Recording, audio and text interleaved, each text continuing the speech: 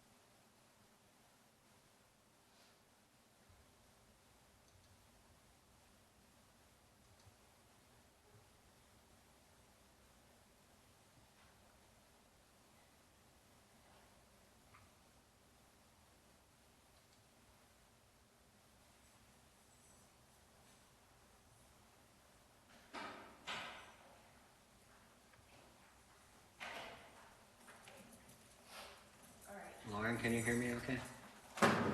Yes, I can. Thank you. I'm trying to get my mic to work here.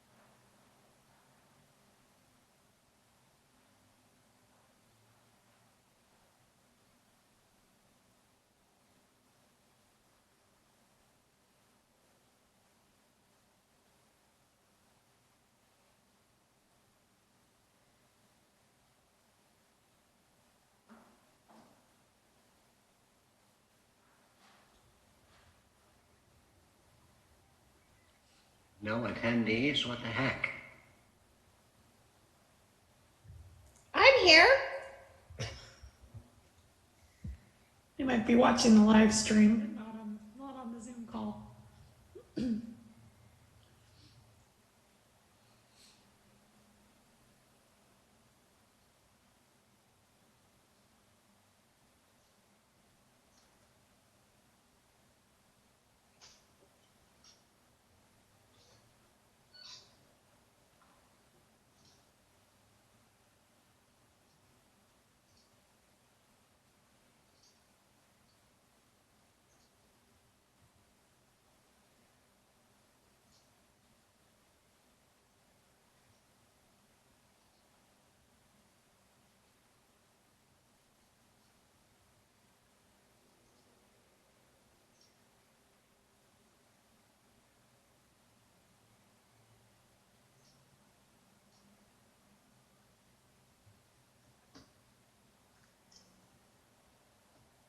Well, it looks like we've got 6 o'clock. Shall we start?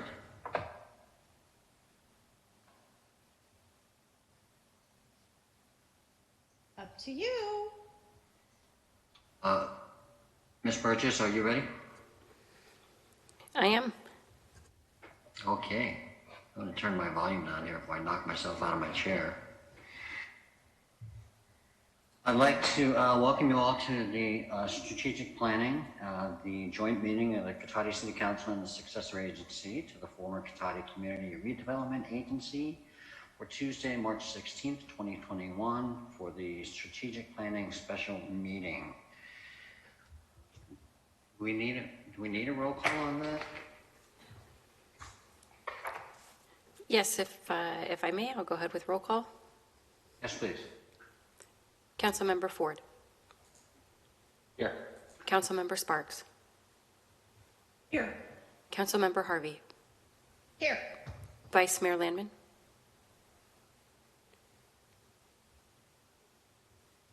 I did hear from Vice Mayor Landman earlier today that he had received his second COVID shot and was not sure if he was going to be feeling well enough to join us. So if I don't see him here, I'm assuming that he's not. Okay, thank you. And Mayor Moore. Here, thank you very much. So at this point, I will open it up for public comment if there's any interested parties out there that would like to make a comment regarding our strategic planning. Please feel free. Lauren, would you take over that? Thank you, Mayor Moore. For our attendees tonight, please use the raised hand icon on your desktop or smart device, or you may dial *9 from just your telephone.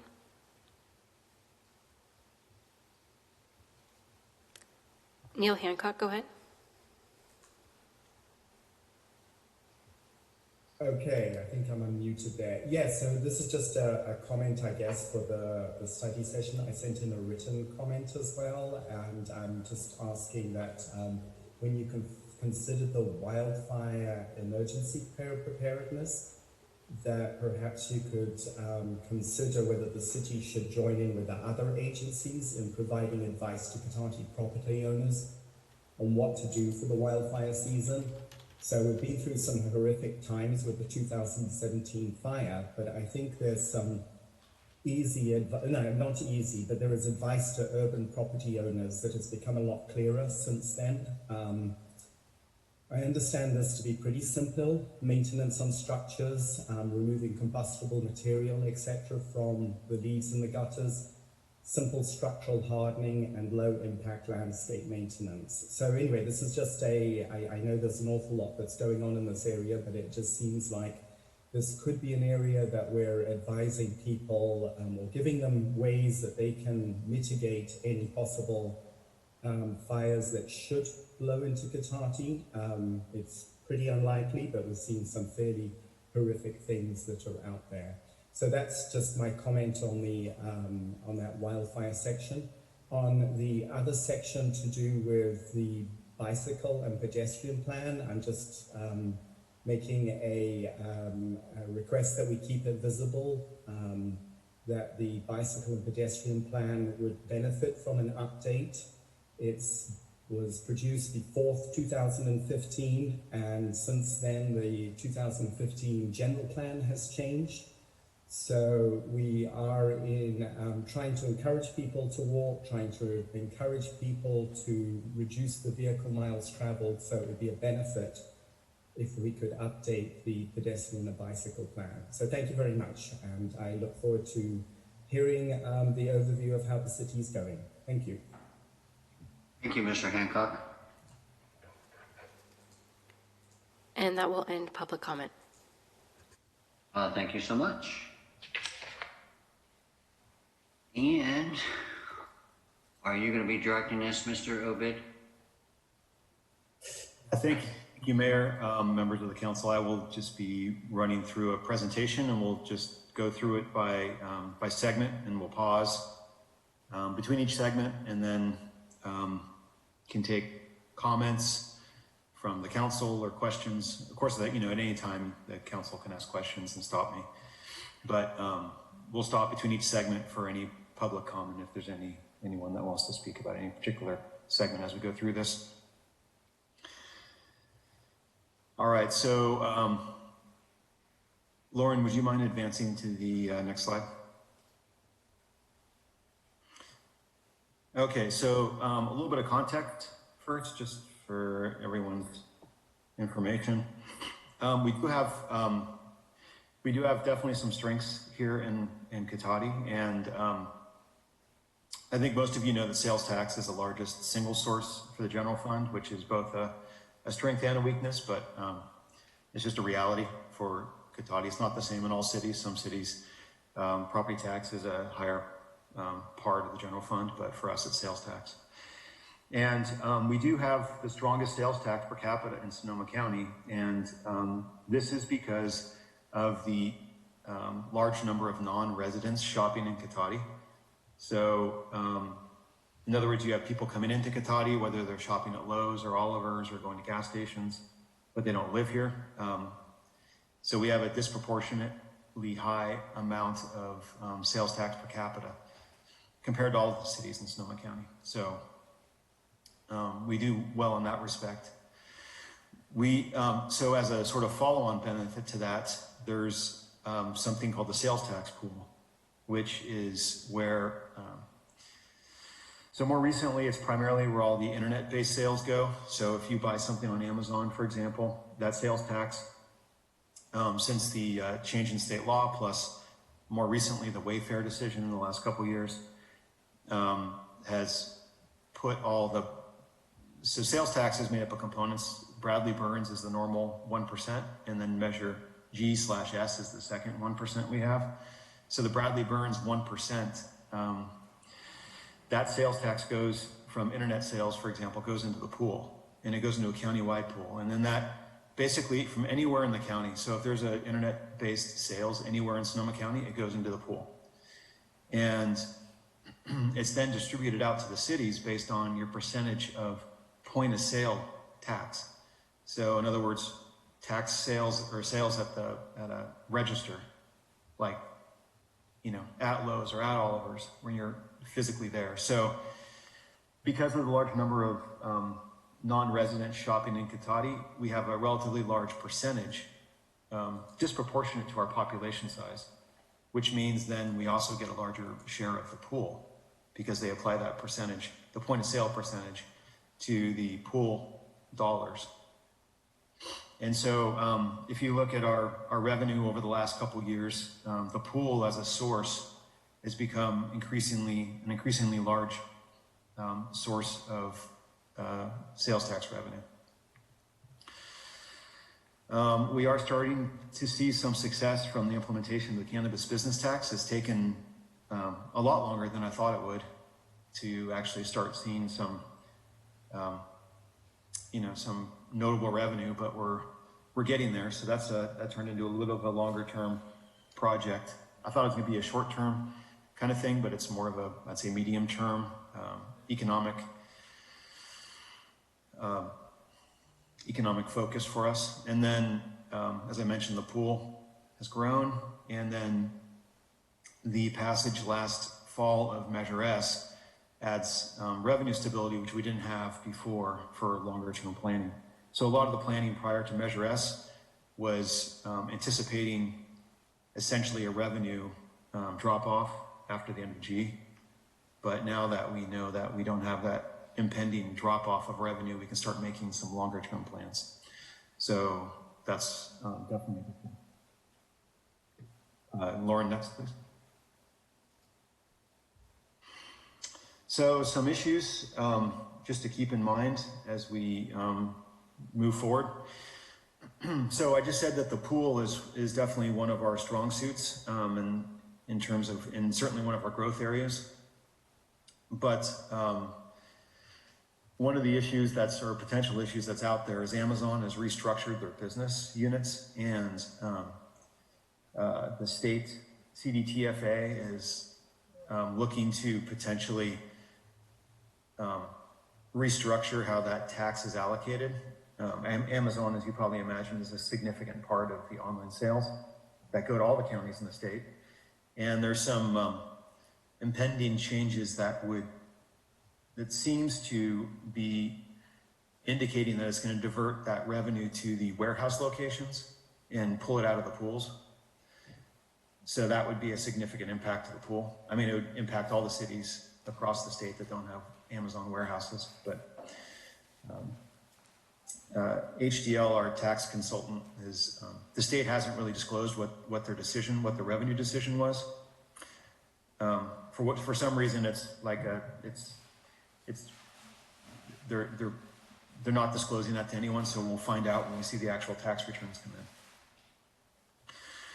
come in. Infrastructure costs, as we're still doing some expensive projects until we get to a more steady state, that's going to continue to impact the general fund. There's a lot of investment in infrastructure still ahead of us. We need to continue diversifying revenue sources.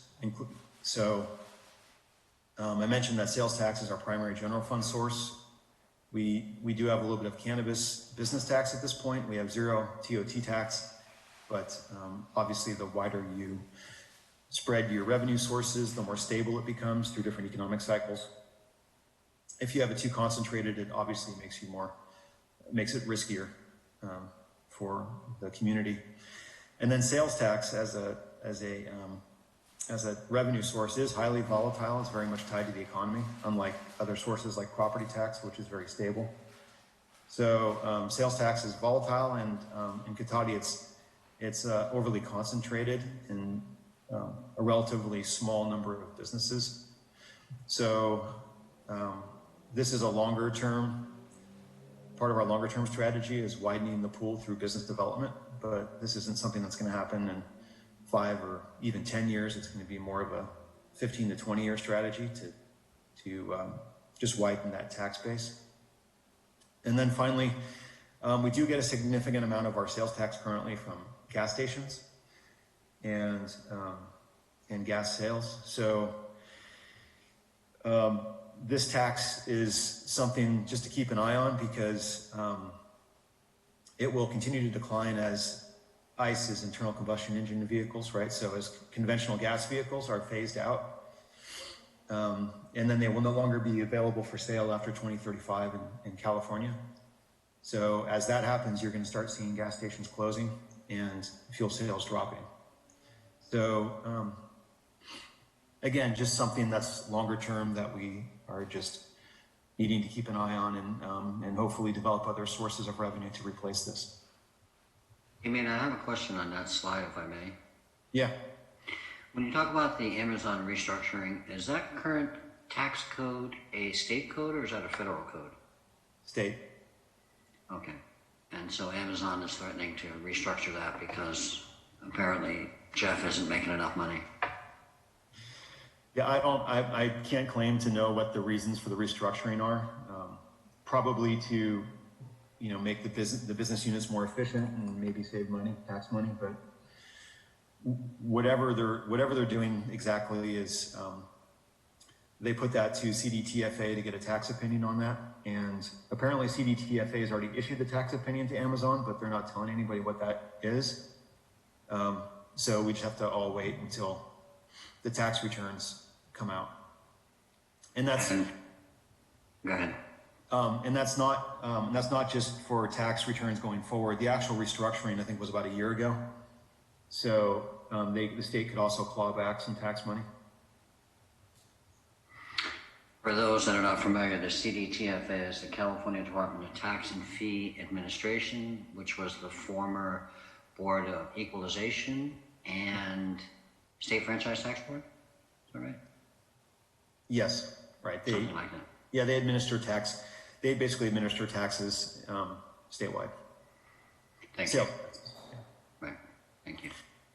yeah. All right, next slide.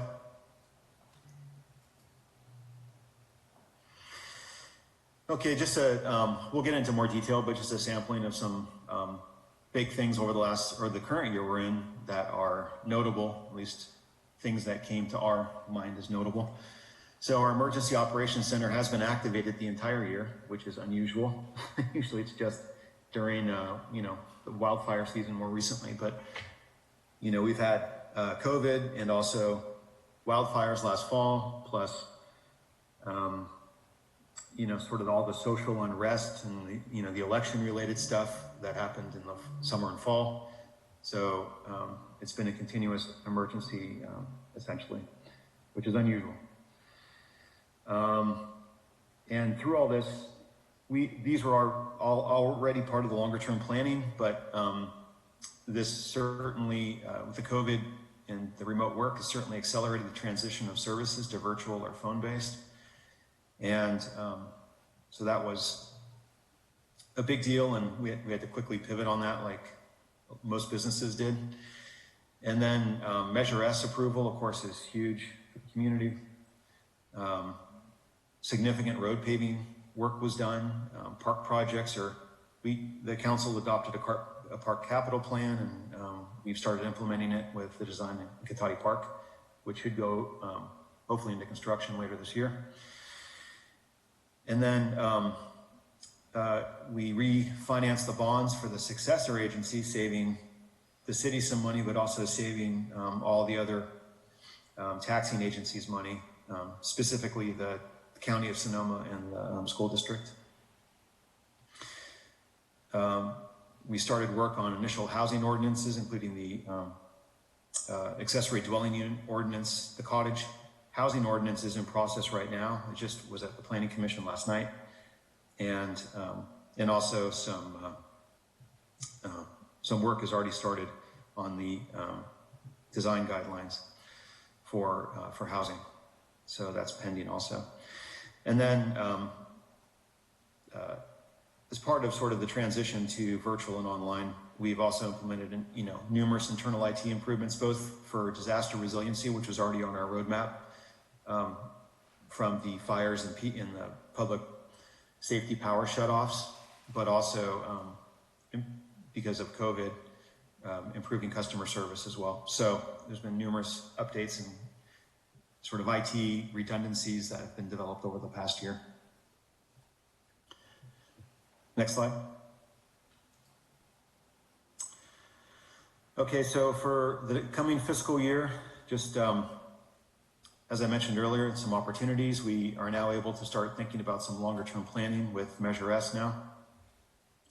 We do have, and this is, I think for the first time since that I've ever been aware of in the recent past, that the city's actually gotten some type of relief funding from the government. So we got one-time, but it's one-time funding, of course, so it's not really usable for ongoing programming, but certainly for one-time funding type applications. We have a little under 1.4 million is the estimate from the federal government from the recently passed COVID relief that Biden just signed.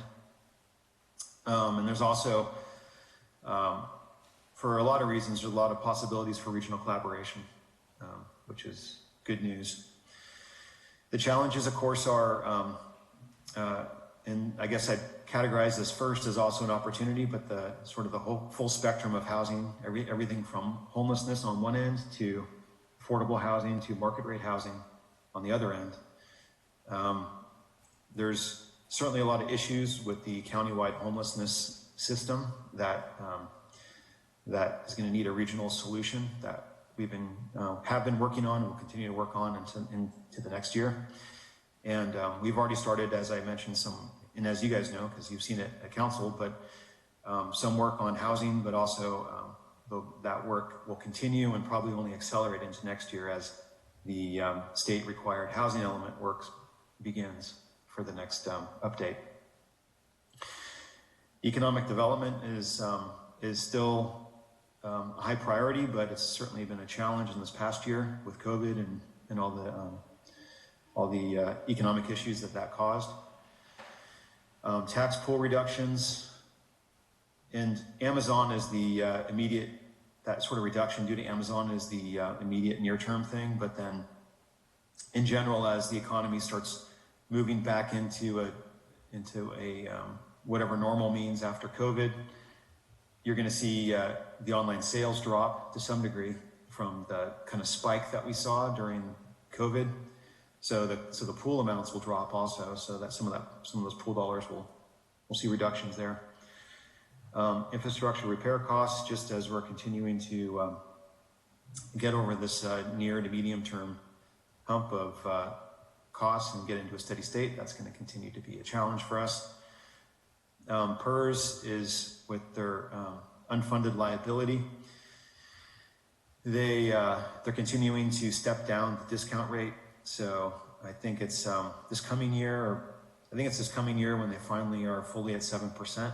And so that just means as they reduce their discount rate, they are lowering their assumptions of future interest earnings, which means that the projected unfunded liability just increases because they're not funding it through interest earnings. They're basically assuming that interest earnings won't appear, or it'll appear at a 7% rate.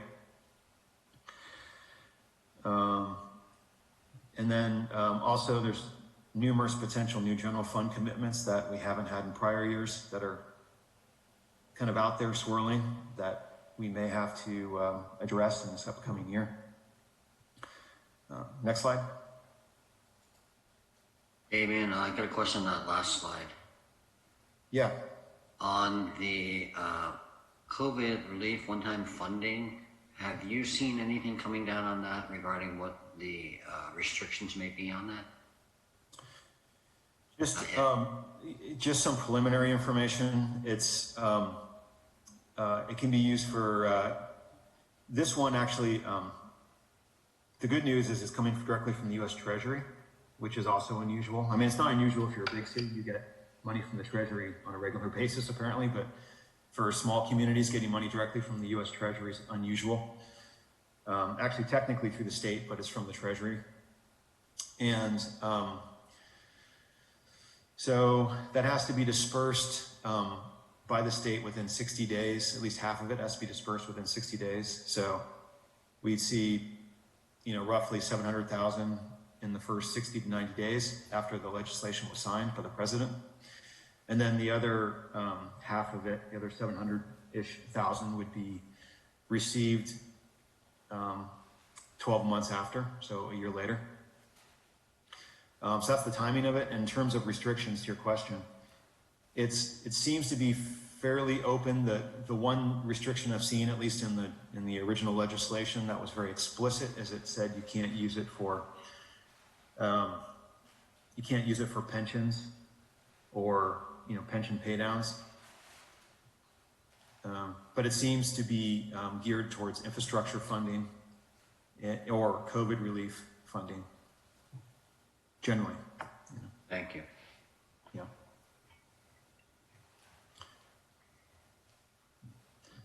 All right. So that last bullet I was mentioning, new general fund commitments. These are some things just to kind of file away that we may be seeing in the next year or two.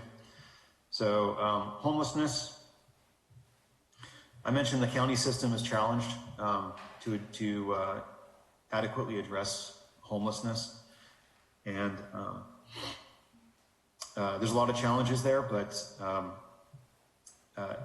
even with Measure O, which was adopted or passed by the voters last November, which added new money to mental health and some homeless programs, I think it seems fairly clear that in order for the homelessness system to function like it should in a regional way, it's probably going to need contributions from all the cities directly, even though that's not funding that we're not typically funded for that. In other words, we have no funding streams for homelessness, but it's probably going to take a general fund commitment to try to address the issues with that system.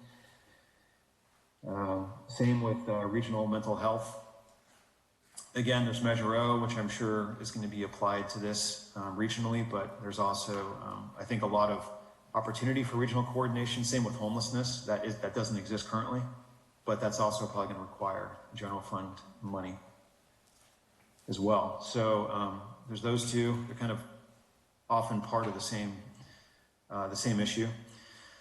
Veranda Fletty Ranch operations. We're currently negotiating an updated work plan for Veranda Fletty Ranch that we'll be bringing to council in the next couple months. But there is, I see that there's going to be a need to, at least in the initial 5-year term, to provide some operational funding so that the ranch can do what I think the community has said that they want it to be able to do in terms of programs and accessibility. MNC restructuring is mayors and council members group. There's been ongoing discussions for a while to restructure that to make it effective in terms of a policy advocacy body. And if that happens, that will require some funding from all the cities. And then finally, regional emergency planning, which doesn't really effectively occur right now. So if we were to create a model like exists in some other counties, like a joint powers authority, that would again require general fund dollars to try to fund that. So of these, I would say that obviously the Veranda Fletty Ranch mayors and council members restructuring and homelessness and mental health, those first four are likely to see some resolution in the next fiscal year. The regional emergency planning JPA may be a couple years out, but as we're trying to fund all of our local priorities, just keep in mind that there's these things out there that will likely be demanding general fund contributions at some point. Next slide.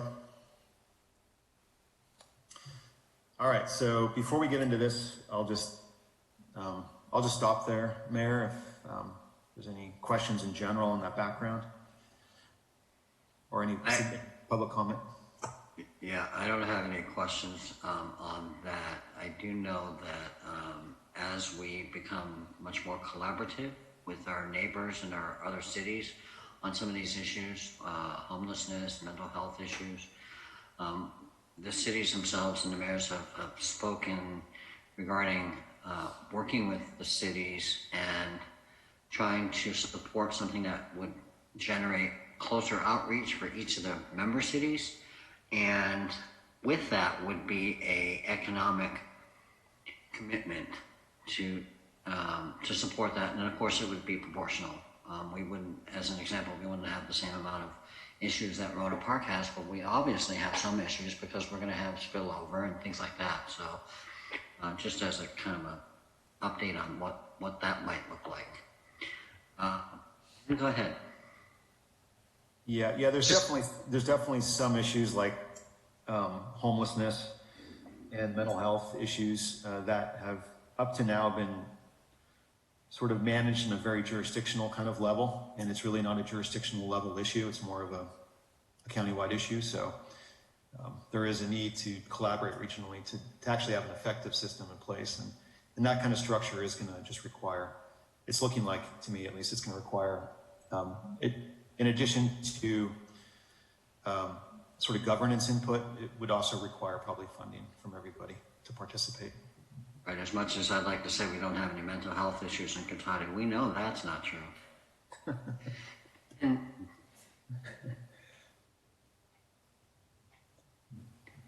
All right. Okay, so if there's no questions for that. and you have some questions? Yeah.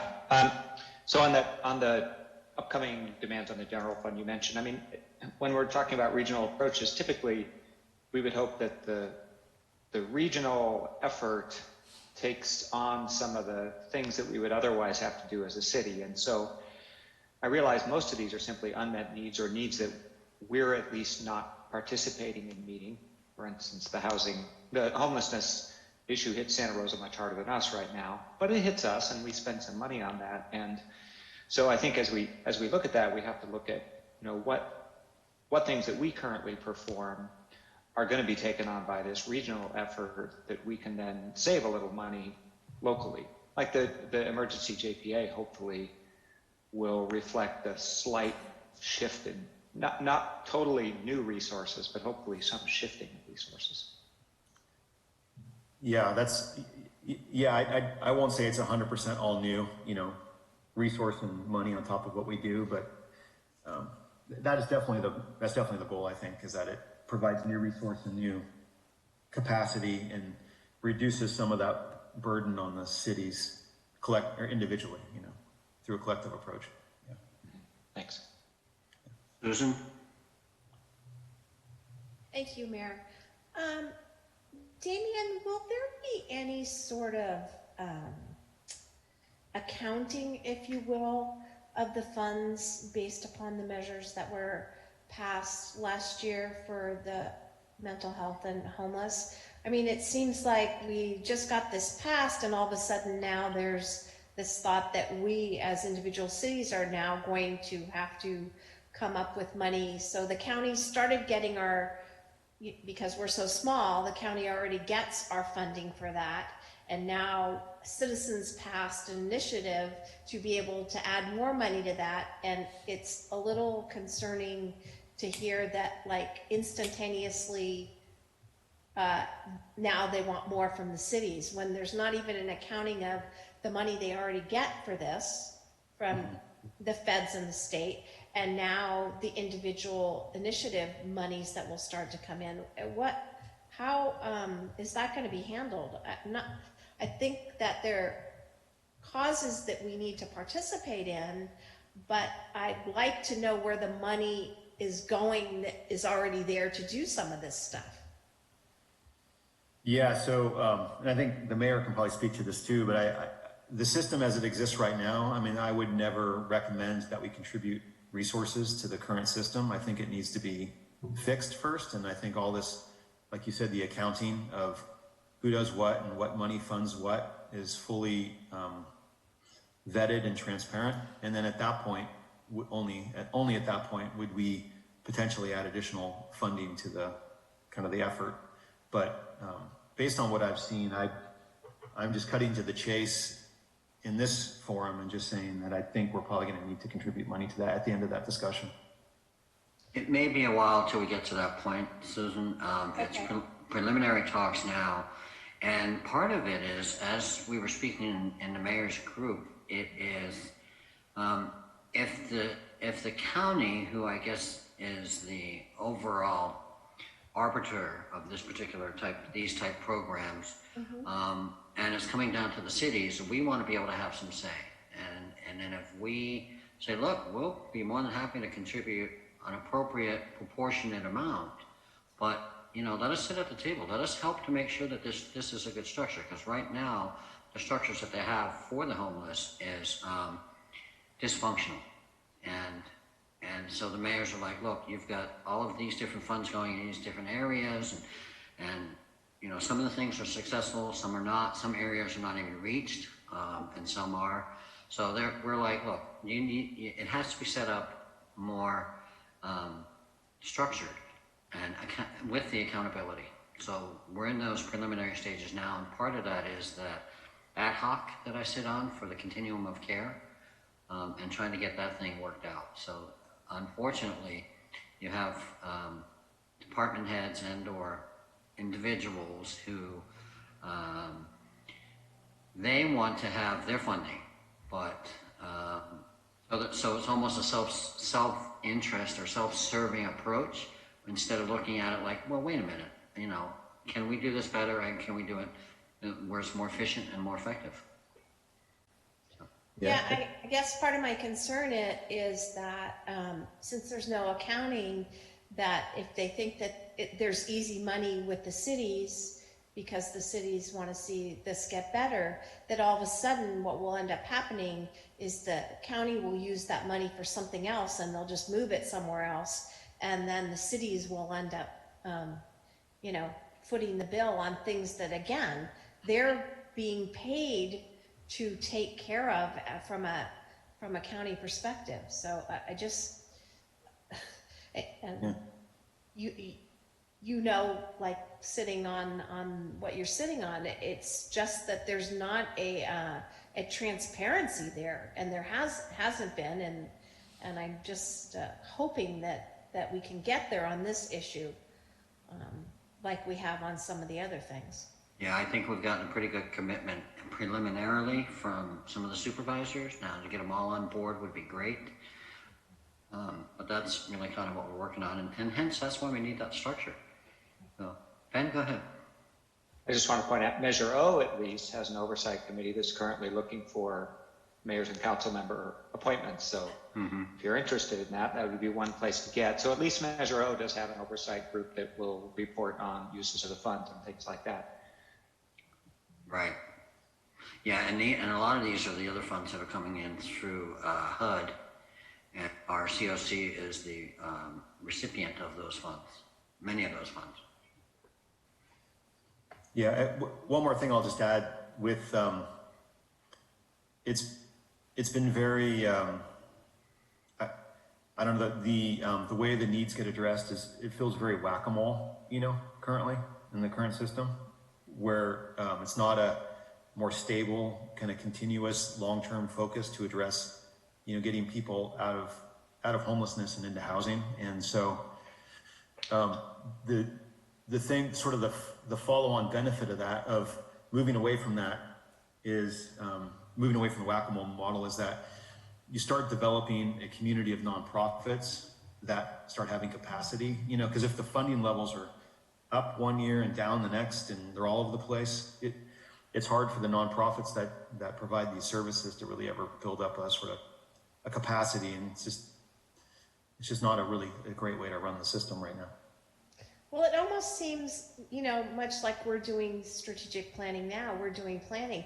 They need to have a plan. I think I agree with you. It's more like whack-a-mole, but they need to plan, here are the short-term things we want to do, and medium-term and long, and it doesn't feel like there's any plan. It's just like, oh, we're out of money, we're out of money, we're out of money. Yeah, but I think to your original point, at least for me, I certainly wouldn't recommend that we participate financially in anything until we sort all this out, right? But I anticipate that there's going to be a lot of discussion about this over the next year. Laura, go ahead. Is there a possibility, thank you, is there a possibility that by sort of joining forces and speaking with a more united voice, that we'll be able to put a little more pressure on the county to put the funds towards these efforts? So in other words, could it end up being financially a good deal for us, hopefully, by being so united? Do you hear what I'm saying? I do, and when we talked about that, I was joking with Supervisor Rabbit, and not so much of, a joke as a comment. David, do you really want 9 mayors showing up at the Sonoma County Board of Supervisors meeting and dragging everything through the mud? I don't think so. So I think that he knows that we now have, fortunately, one of the silver linings of the COVID shutdown is the mayors in greater unison and trying to create a greater voice and work together, because not all the areas are being addressed, especially in some of the smaller cities like us and Cloverdale and Sonoma and Sebastopol and things like that. But, David kind of chuckled a little bit, but I don't think they want that. And I think they do want to see something where it comes in and it makes sense and it's a functioning body, So. Yeah. Susan, go ahead. Yeah, I think it gets back to all the work that we've done over the years on all the different JPAs and things that we have. It's really, like you said, getting at the county and getting us to have a seat at the table and not letting them dictate, because they have a tendency to want to dictate what's good for all of us cities. And it's only when we can work together and come back at them and say, no, this is not in our best interests as cities. You need to do this or that.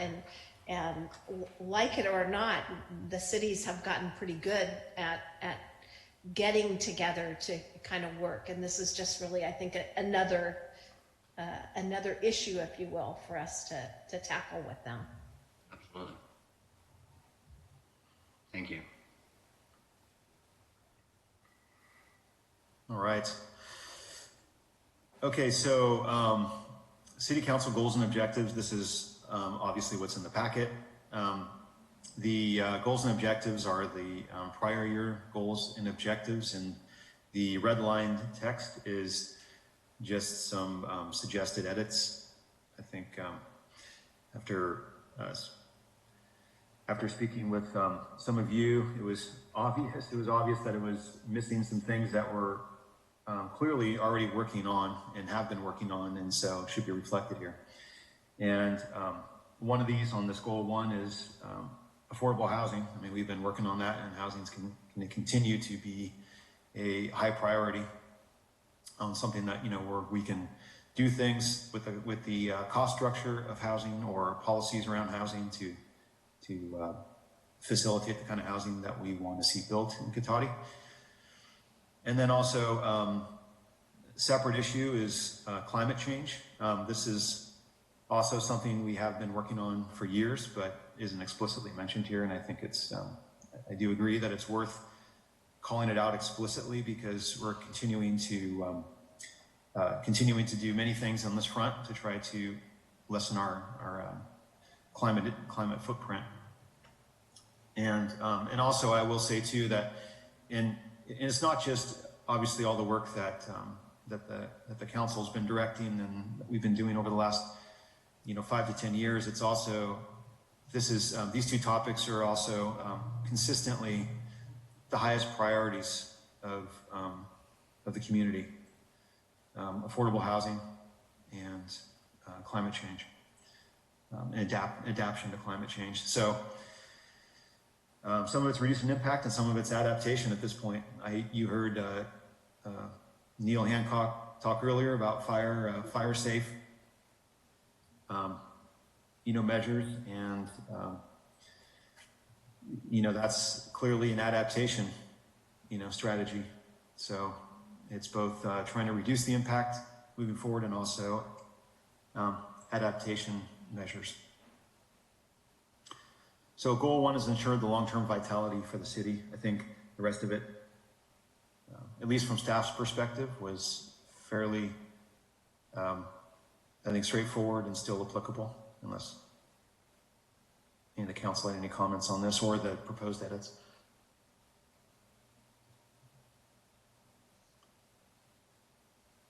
No.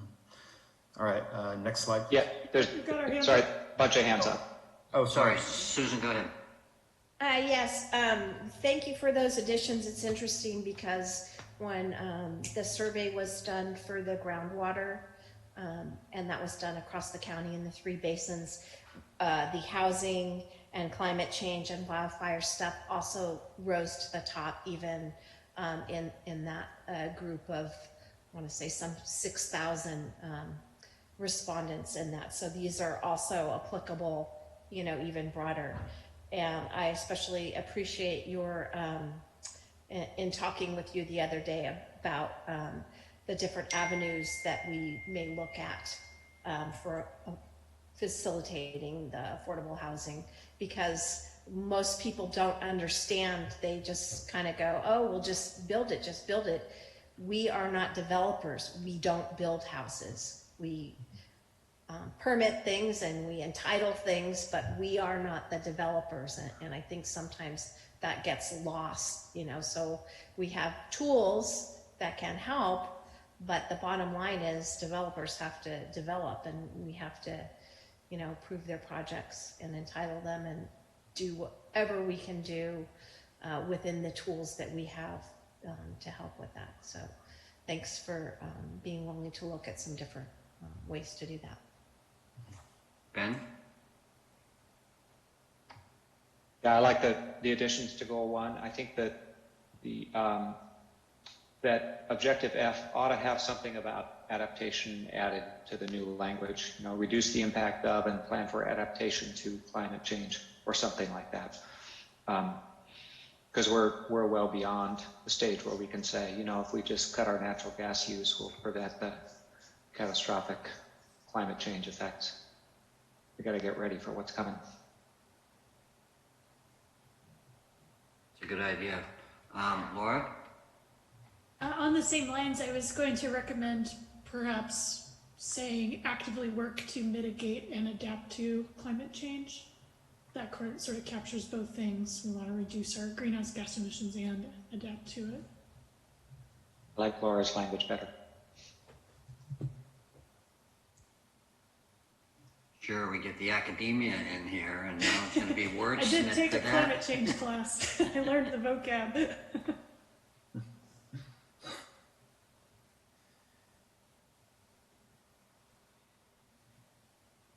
Any other thoughts on show? Do you want to just do this goal by goal, or? Yeah, I thought we'd just run through each goal real quick and Perfect. make sure everyone's still okay with the goals. Sure. Okay, we're good on number 1 with mitigate and adapt.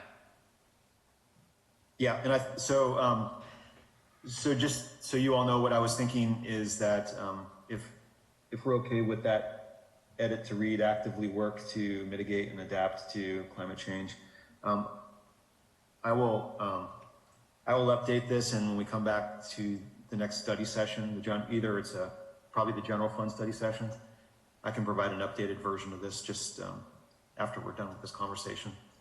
Okay. Yeah. Okay, next slide.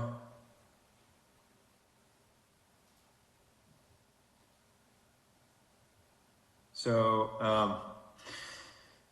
so this, I think this still remains true. The one change, as you can see, is adding wildfire explicitly in there, since that seems to be a recurring theme in this county over the last 5 years, and certainly a source of much PTSD for people here. I will say that wildfire preparedness, you know, the experts in that are the fire folks, but you know, my general thoughts are that you know, there's probably opportunities to work directly with Rancho Adobe to develop that information and either host it on our website or link to their website page that has that information on it. and then potentially, work with them to push out information to the community. So I see this more of a collaborative effort with Rancho Adobe, since they're the experts in this particular arena. Ben? Yeah, I like that addition. I think that wildfire is a type. There's a slight quibble. Wildfire is one type of emergency. So I was thinking maybe expanding it to be a little more explicit about the issue that Neil raised, which is, and that Damien just talked about, that's something like maintain emergency preparedness, including wildfire preparedness, and then a sentence that's something like work with Rancho Adobe Fire District to prepare and publicize recommendations for homeowners and businesses to improve their emergency and wildfire preparedness. I think the first word of the objective ought to be improve, not maintain. I think this is an area where, as wildfires become more prevalent, I imagine there's a bit of improvement we need.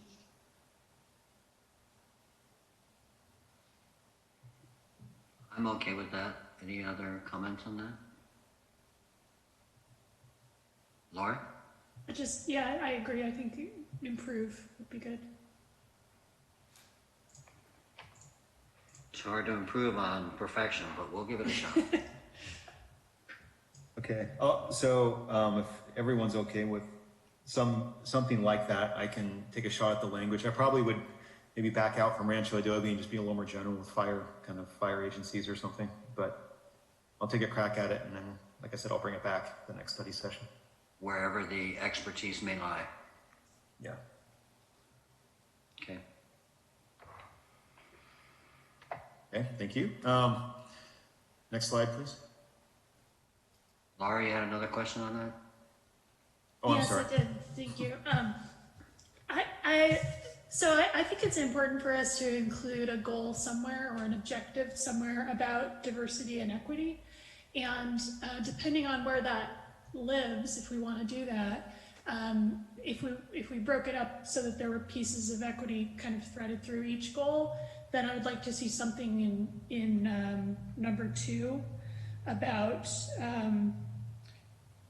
something like ensure that city services are accessible, inclusive, and equitably provided, which I'm shamelessly plagiarizing from the Eugene, Oregon strategic plan. But I just kind of wondered what everyone else's thoughts would be about including a diversity and equity goal, and if you would like to see that, which of these sections should it live in before we move on? Ben? Yeah, I was going to propose a new goal that's about equity and social justice, and so which is consistent with the new county draft strategic plan that we saw last month. And so I was going to propose that at the end as a separate goal. I'd be happy to see objectives woven throughout the existing goals too, as another alternative. I don't have an issue with that. It would be something I think that we can incorporate as goal number 5, if that makes sense. It could be, or I think as was suggested too, it could be for city services. It could, if the council wants that element of it, could go under goal 2 for service levels, and community engagement could be sort of the exterior facing part of that. Ben?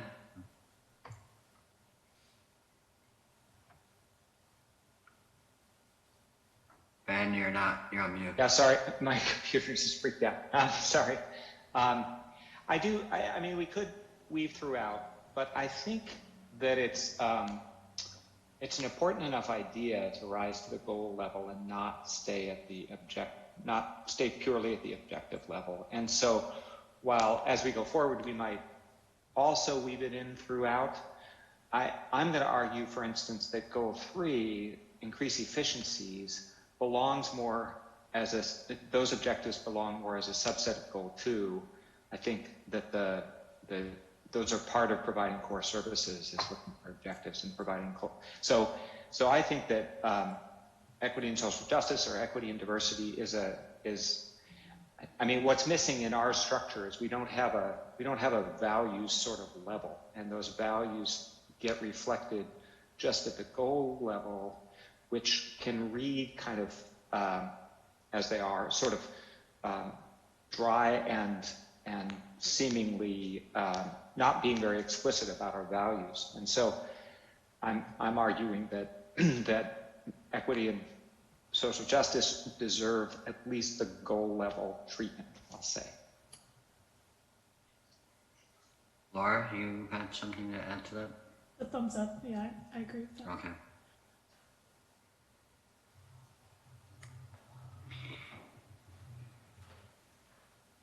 I'm still trying to wrap my head around that one. You know, I get we want equity and diversity. You know, as a separate goal, I mean, I would think that we would want to encourage that throughout any of the things that we do as a community. How would you measure that, equity and diversity? In the results of what we're doing? You know, I mean, if we're looking at goals, don't you want to have quantifiable results on those goals? Yeah, I'd say I don't think it's an either or. I do think that at a high level, a goal ought to be that, you know, it could just be stated as goal 4 is currently community engagement. That's a very general sort of term. We could have a goal that's equity and social justice or equity and diversity, but I agree that more specific objectives do need to be represented where they're appropriate. We had this discussion with the county representative who came through the draft strategic plan just last month, and we gave them the same feedback, like, this is a very amorphous sounding thing. How do you measure it? RIPA data gives us some, you know, one piece to measure it when we're talking about policing, but that's only a small piece of our overall objectives and goals. So that's one specific example where we'd have something we could measure it by. But I agree what you're raising is really important. Susan? Yes, I get what you're saying, and I get that it's important, and it might raise its level to the goal level. I guess I'm just a little unclear as to what are the objectives. I heard you say you want it as a goal, but what are the things that we would develop or identify or facilitate, or, you know, what are the things that we would do to achieve that goal? That's where, I mean, maybe if you or Laura could give me a few of those, then I'd feel there. But right now, as just a line that says diversity and that could mean a lot of things. Ben or Laura, either one of you can take that. I can jump in just a little bit. You know, some of the objectives that we have under the other goals are fairly broad, like preserving infrastructure to meet community needs is a very broad objective. So just to give examples that are sort of on that same scale, you know, not particular projects, because those would be even a lower level, but just sort of broad. I was reading through a couple different diversity and equity plans in Fort Collins, Colorado, and Eugene, Oregon, and they had, just to give you some examples of what they had as their strategic plan goal objectives, improve accessibility to city and community programs and services to low and moderate income populations, create a more inclusive and equitable community that promotes unity and honors diversity, support programs that enable all residents to have equal access to meet basic needs, promote and maintain a welcoming, inclusive community where people feel connected. The one I read before, ensure that city services are accessible, inclusive, and equitably provided, achieve and maintain a workforce reflecting our community, and create a work environment to support all employees. So there's a lot of different things that other cities have done along these lines, and you know, we could pick and choose from a whole menu of what we wanted to focus on. And I looked a little closer to home at the Sonoma County draft strategic plan that we just saw, and they have updated it somewhat in response to, I'm sure, comments that we gave and others did too. They list 11 objectives under their equity and social justice pillar, they call it. They have 3 levels: pillars, goals, and objectives. And their objectives are things like conduct a baseline assessment of racial equity awareness and understanding among, in our case, city staff, and develop a process to assess progress annually, or establish an ongoing racial equity learning program for employees. So there's a long list of things we could choose from. I'm not advocating for either of those in particular. I'm just pointing out that other people have thought about fairly specific things you could put down as objectives. Okay. So, Go ahead, Damien. I mean, one approach is if there's a general consensus that like some type of goal around equity, diversity, or social justice is if the council feels like that's an important goal to add, then I would suggest that I just follow up with whatever council members have examples or suggestions, and try to develop some proposed language around that, and I can bring it back at, like I said, the next study session. Are you guys okay with that? Okay. Yeah, sounds good. Thanks, Damien. Okay, yep. Okay, so I think by default we sort of talked about this, but if there's anything else further on these last 2 goals, I know I heard one comment that perhaps goal 3 should be, the objectives under goal 3 should just be part of goal 2. I don't know if that's the desire of the group to do that, or just leave it like it is. And Yeah, can I make a little case for that? So the goals haven't changed substantially in a number of years, and I think that there is a unfortunate belief out there among some people that government is remarkably wasteful, and that if we could just stop paying $400 per hammer, then we could get a lot more for our tax dollar.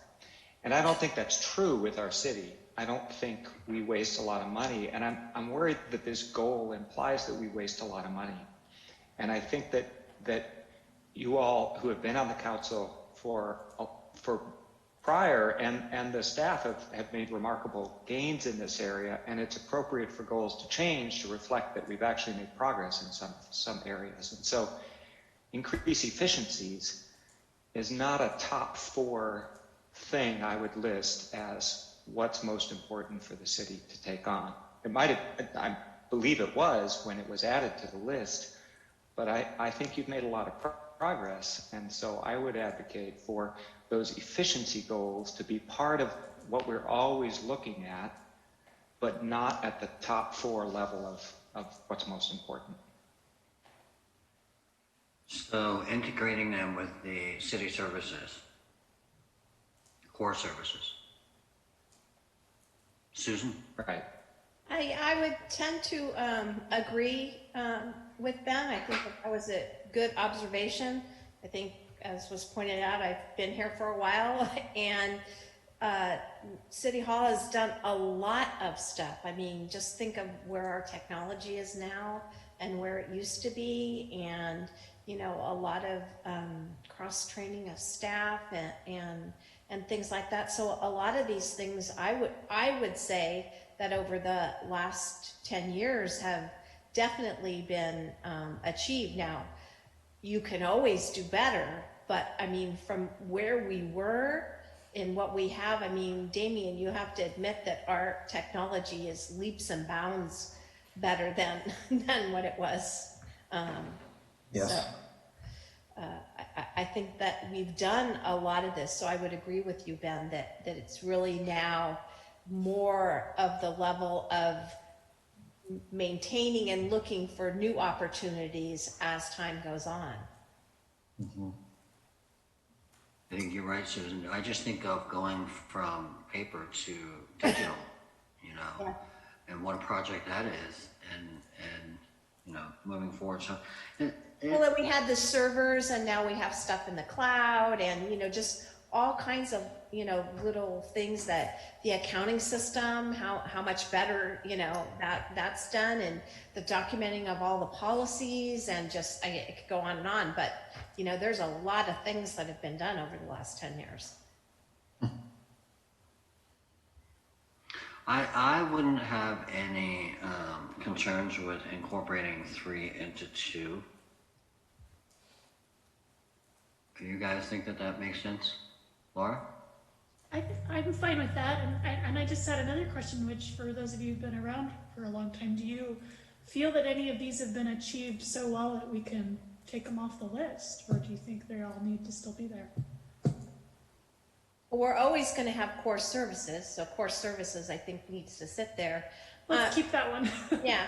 So Damien, maybe in wrapping it into goal 2, maybe what it is the objective becomes to pursue opportunities to, I mean, maybe that becomes the objective for the things that are always there, because a lot of those, you know, have been done. Yeah, I think they're still relevant, but there's probably opportunities to maybe combine them and make them Right. more broadly applicable, you know? Right, yeah. A lot of the other ones, as you pointed out, Laura, they're sort of ongoing and broad. They're broad, that they can incorporate a lot more. I mean, you're always going to want to have long-term viability, so you're always going to, and that's going to be always changing. It's going to always evolve. The individual things like under economic development may change, but you're always going to want a strategy, because you know, the world changes. We're always going to provide core services, and we're always going to want community engagement. So I think that those, but I do like the call that Ben made on that specific on the efficiencies, because we have done a lot there. Yeah, I certainly agree. I mean, in the last, 10 years, you've done a lot to become just work smarter and be much more efficient with processes and, policies and systems. Go ahead. I was just going to say that I think the question about removal was more at the objective level. I don't want to remove any of the goals, but I'd be interested, Damien, if you bring this back for the next time, if you and staff think there are any that don't need to be on the list of objectives anymore because we've actually accomplished them. I don't think we need to spend a lot of time at it, but it'd be interesting to know if you have any. Okay, sure. Yeah, the $400 hammer is when you send it to space, then it becomes $400. Right, exactly. A lot more than $400. I think military is 400, space is 50,000. Right. Okay. All right, so I got the notes, and I will I'll work on a new draft, and I'll reach out to all the council members on the inclusivity and goal, equity goal, and kind of get whatever information or feedback you all have, and try to draft something and then bring it back at the general fund study session. And go ahead. I just want to make one comment on the community engagement goal. It's a little underpopulated with objectives, and one of the things that I've been thinking about in Cotati is that I feel we're kind of at the cusp of size-wise of being, a small town where everybody pretends they know each other and a slightly larger place where we need to start thinking about viable neighborhoods. And so I would like the council to start thinking about whether we want to start thinking about neighborhood programming. And that might just start out at the recreation department level, but it could be broader than that. I think neighborhoods are a source for building community engagement with the city. During the pandemic, I've thought that, there are, in larger cities that have pretty robust neighborhood programming, there's those neighborhoods have been able to do things to support people in this time of pandemic that, like we've done a ton as a city, but there are things that I think we could do at the neighborhood level that we can't do at the whole city level. And so I wonder about an objective about thinking about what are the neighborhoods in Cotati and starting to design programming at the neighborhood level. That's an interesting thought on that, Ben. In walking the neighborhoods, I often look at 101 really as kind of the dividing line. You know, it's almost like two different arenas, so to speak. Because, you know, from over here in this area, just, I mean, you can walk the city in, you know, an hour at the most, you know.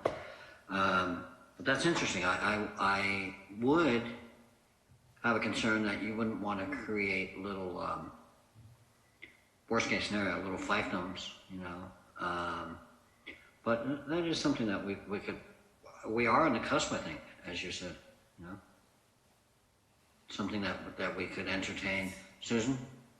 Yeah, it brings to mind, Damien, the conversation that we were having about you going out and visiting the different HOAs and going out to different communities and going to them. That discussion we had where you and the chief go out, and maybe you thought maybe the beat officer might go out.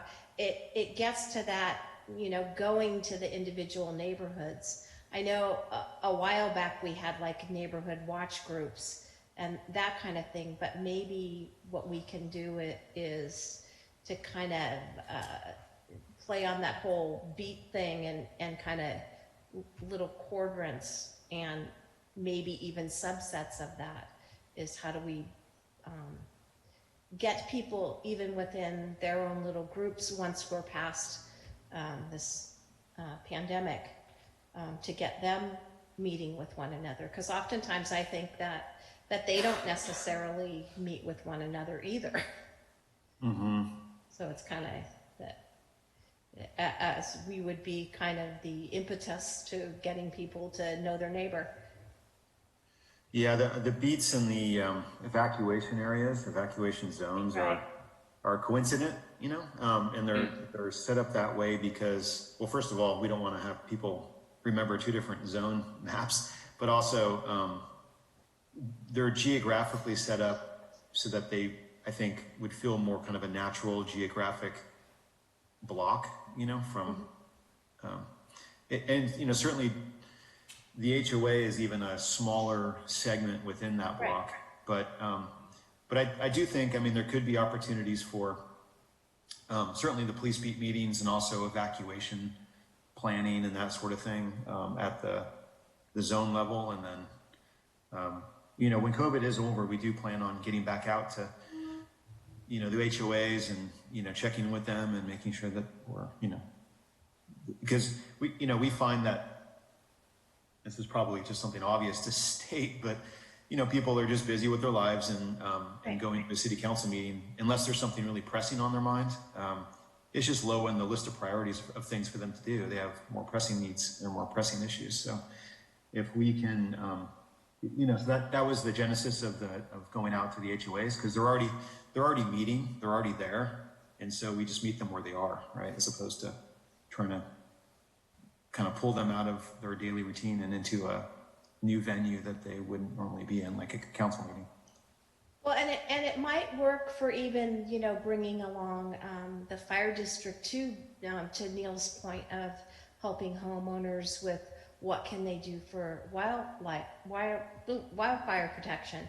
I mean, that may be another subject that, you know, you can pull areas together so that, you know, they can work together in situations when that happens. It's just another topic that I think that, you know, you certainly, I'm on next door enough to see that some people do a very good job of meeting their neighbors and, you know, reporting, you know, different things, other areas, not so much. So it's, you know, also a way for them to be able to discuss different things they're seeing happening in their neighborhoods, and hopefully in a calm manner. Yeah. And I don't, yeah, so I would propose we think about an objective that's something like explore the possibility of neighborhood level programming. That's a very, very general kind of notion. I don't claim to be an expert in neighborhood planning but I do know that that is a field, neighborhood planning, and that I think some of the examples you just raised, Susan, are excellent. You know, so emergency prep or wildfire preparation is something that at a block level or a neighborhood level is more likely to get traction than come to City Hall and see your presentation about preparing your stuff for a wildfire. Whereas, you know, it's an open question to me what the right size of neighborhood is. I think East Side and West Side is too big. Like I think, you know, the neighborhood south of Oliver's is a different neighborhood from the neighborhood north of Walgreens, for instance. But I don't know what's right in that area, and so that would take some thinking by experts in recreation and community development, I think. Right. I mean, there's some obvious limitations just on resources because we're small, but to the extent that we can try to incorporate stuff like that into other programs, I think makes sense. Go ahead, Laura. Thank you.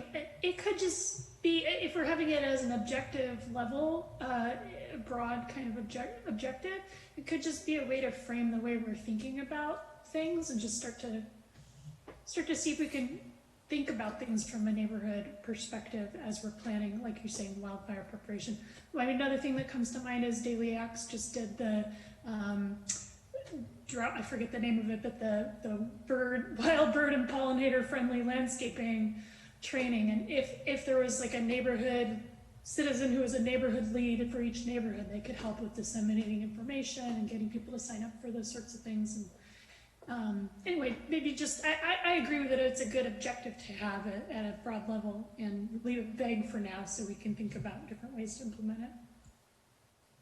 And then those neighborhood leads would be great planning commissioners and et cetera. Yeah. Existing council members.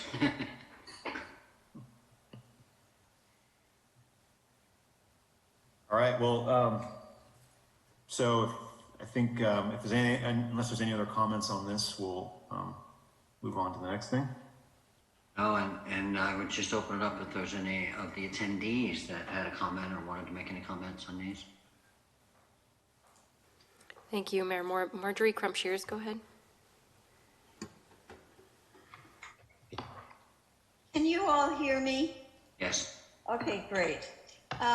With regard to neighborhoods, and thank you so much for bringing this up because I've had some personal questions. Back a few months ago when our city is divided into areas, and I don't know who did that, the police department or some other area, but there was a time when police officers who were assigned to each area in the city went to talk to the people in the area. That might be a place to start with the neighborhood building, and I absolutely understand the notion of neighborhood. Someone mentioned, well, you know, maybe not everybody is talking to their neighbors where they live, but we already have a designation, a geographic designation. So maybe enhancing that, looking at that and talking about it in terms of not an area, but a neighborhood. It's just a way to get into this whole idea, which I think is very important and worthwhile. Marjorie, it reminds me of when I looked up something in my neighborhood when we first moved to this area. It's the Cotati Holiday Park. I thought, oh, that's a nice neighborhood name. But something along those lines, I think it'd be nice. Whatever you say, John. I don't know. Well, right now I think you're over on the McGinnis Circle area. I mean, No, I'm Mattery Circle. oh, Mattery Circle. Right on Okay. East Patty downtown. Right, Yeah, across from 2 or 3 apartment complexes. right. We're all neighbors. Thank you, Marjorie. I don't know that we have any other attending hands raised. That will end public comment. Thank you so much. Okay, thanks, Damien. Go ahead. All right, Lauren, next slide, please.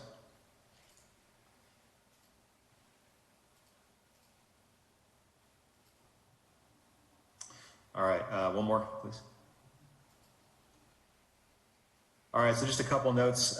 This is, as that prior slide said, anticipated status at the end of the current fiscal year. It's not necessarily the status today, but where we think we'll be at the end of this current fiscal year. Just for legibility, I took a couple liberties. So in some cases, some departments had the same activity, but one was really the lead and the other was sort of assisting. So just to slim this down a bit, I consolidated that a bit. I also color-coded rather than showing status because it just makes it too wordy and busy to watch, to look at. Red means that it's on hold, so basically paused. That project was paused. Green means that we think we'll be done by the end of the fiscal year, and then yellow or orange means that it's in progress and probably will extend over into the next fiscal year. All right, so City Manager's Office, integrating our document management system. A couple years ago, we got a new electronic document management system, and we're continuing to integrate that more and more across different things. So it's just a long process, as you probably can imagine, to continue to integrate that in new city file types and processes. And also, finally getting all the old files integrated into that as well. We did submit a Prop 68 park. Anyway, that really hasn't made much progress this year for other reasons. We had, when we were looking at our project time for the last year, COVID-related activities took up almost a full 25% of all project time across the city. It was kind of eye-opening to me to see that it just consumed that much time. That was fairly unexpected, I guess, at the start of the year. All right, so Prop 68 park grant, that we applied for a grant per the park capital plan for Sunflower Park, which is the only eligible park under the state's Prop 68 grant. So we'll see probably in June if we get that. Online services and content development, that's just an ongoing process that we've made a lot of headway on it, as I said earlier, but we still have more to do. We're working on an update of our fees and service and structures, so that's going to be probably coming to council before the end of the fiscal year for sure. Sale of the train depot property, that is ongoing. This is that gravel lot in front of the train depot building, and we're still in discussions with various potential buyers and nothing solid at this point. Elections obviously happened and that's done. Some other kind of big things that took time this year. So for me, I was on the CIRA Transition Committee as well as the REMIF Executive Committee. So it's quite a bit of time working on the transition and the merger of those two JPAs into CIRA. The community survey and the Measure G renewal, those were both efforts that took time. We've been upgrading the council chambers so that we'll be well positioned when we come out of COVID to be able to do hybrid meetings moving forward so that people can Zoom in and also physically attend, and we could manage that sort of simultaneously. So we're just about, I think we're ready. We're just doing testing at this point, so we should be ready when we start meeting in person again. COVID response, it's in the packet. There's just numerous things I won't spend time on, but a lot of different actions under that. Homelessness system governance issues. as we talked about earlier, there's been quite a bit of time regionally talking with the different cities about how to try to move that forward. Both the mayor and myself, the mayor and the ad hoc and myself have spent a significant amount of time on that. Farmster, 5-year work plan. So their initial 3-year plan is going to be up in September of this year, and their license allows for a 5-year renewal. So I've been working with Farmster on an updated work plan that I expect we'll be bringing to council in the next month or two. And then we did put in a new phone system just to, it's also a redundancy. It's one of the things we planned on doing, but accelerated for internet redundancy with PSPS and some of these wildfire situations. If you can't physically get to City Hall, you want to be able to work basically from wherever you are, as if you're at your desk. So that was something we added.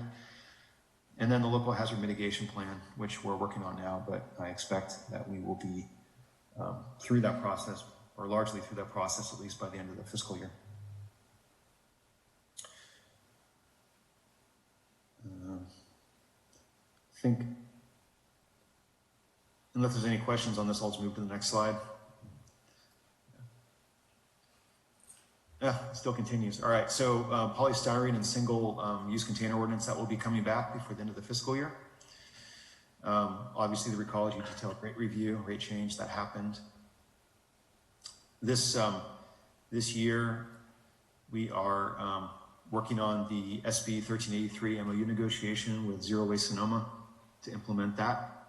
That is effective January 1, 2022, so we just need to be ready for that, and we're coordinating with Zero Waste Sonoma on that. We updated the Planning Commission nomination ordinance.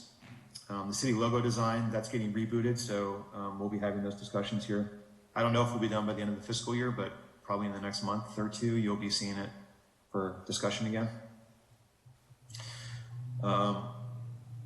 A lot of activity this year around just police transparency. There's just a sample of some of the stuff that we've been working on since last fall, as directed by the council. And then we have also been negotiating with the county on the Veterans Hall about the possibility of taking over operations of that. Obviously only if it makes sense for us, but we think that could be it has the potential at least to be a good venue that we could do programming in and make available to the community. Right now, it's just not very.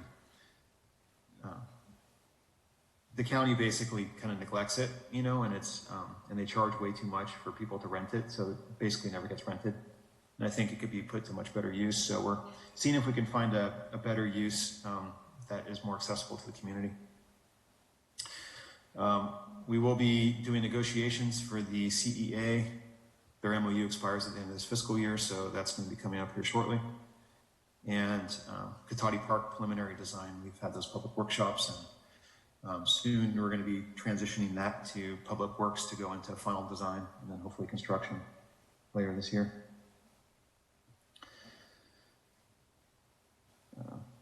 Any questions on that? Susan, do you have a question? I actually had a question on the previous page. When you talk about the changing of the equipment, the video upgrade, and you said that we will be able to do Zoom as well as in person. Mm-hmm. Did I understand that correctly? And will that be available for council members too when they happen to be out of the area? That work for? Yeah, that's the plan, at least, is that the council members could also Zoom in rather than calling in with a cell phone and putting the microphone to the cell phone. Yeah. Right. Yeah, that tends to be a little clunky. Yeah. I mean, it works to be there, but it is a little clunky. So that's awesome. So that was my question. I'm glad that we're going to be able to do that. Yeah. And can I ask two quick questions? Thanks, Mayor Moore. So which employees is CEA? What does CEA stand for? It's the Cotati Employees Association. It's basically like City Hall and Public Works. Got it. Thank you. And just real quick, have you heard any movement at the state to amend the Brown Act to allow more robust remote participation once we come back? If there has been, I'm not aware of it, aside from sort of the emergency waivers that were provided by the governor. Yeah. Okay, thanks. Yeah. All right, Lauren. Did you have another question? I do, sorry, Ben made me think, so is what you're saying that, like, if we are remote and we have to post the agenda and allow for public comment there, that to the best of your knowledge that we will still have to do that procedure even if we Zoom into the meeting? Is that? Yeah, as far as I know, I don't know if there's any changes afoot to try to, learn from this experience and maybe adjust that. My assumption right now is that we'd go back to how it was before, and so you'd have to post at your remote location and Okay. presumably sit next to somebody that joined you and Zoom in together. Okay, either that or they'd have their own Zoom, right? Right. Yeah, right next to you. Yeah. Right. Okay, thank you.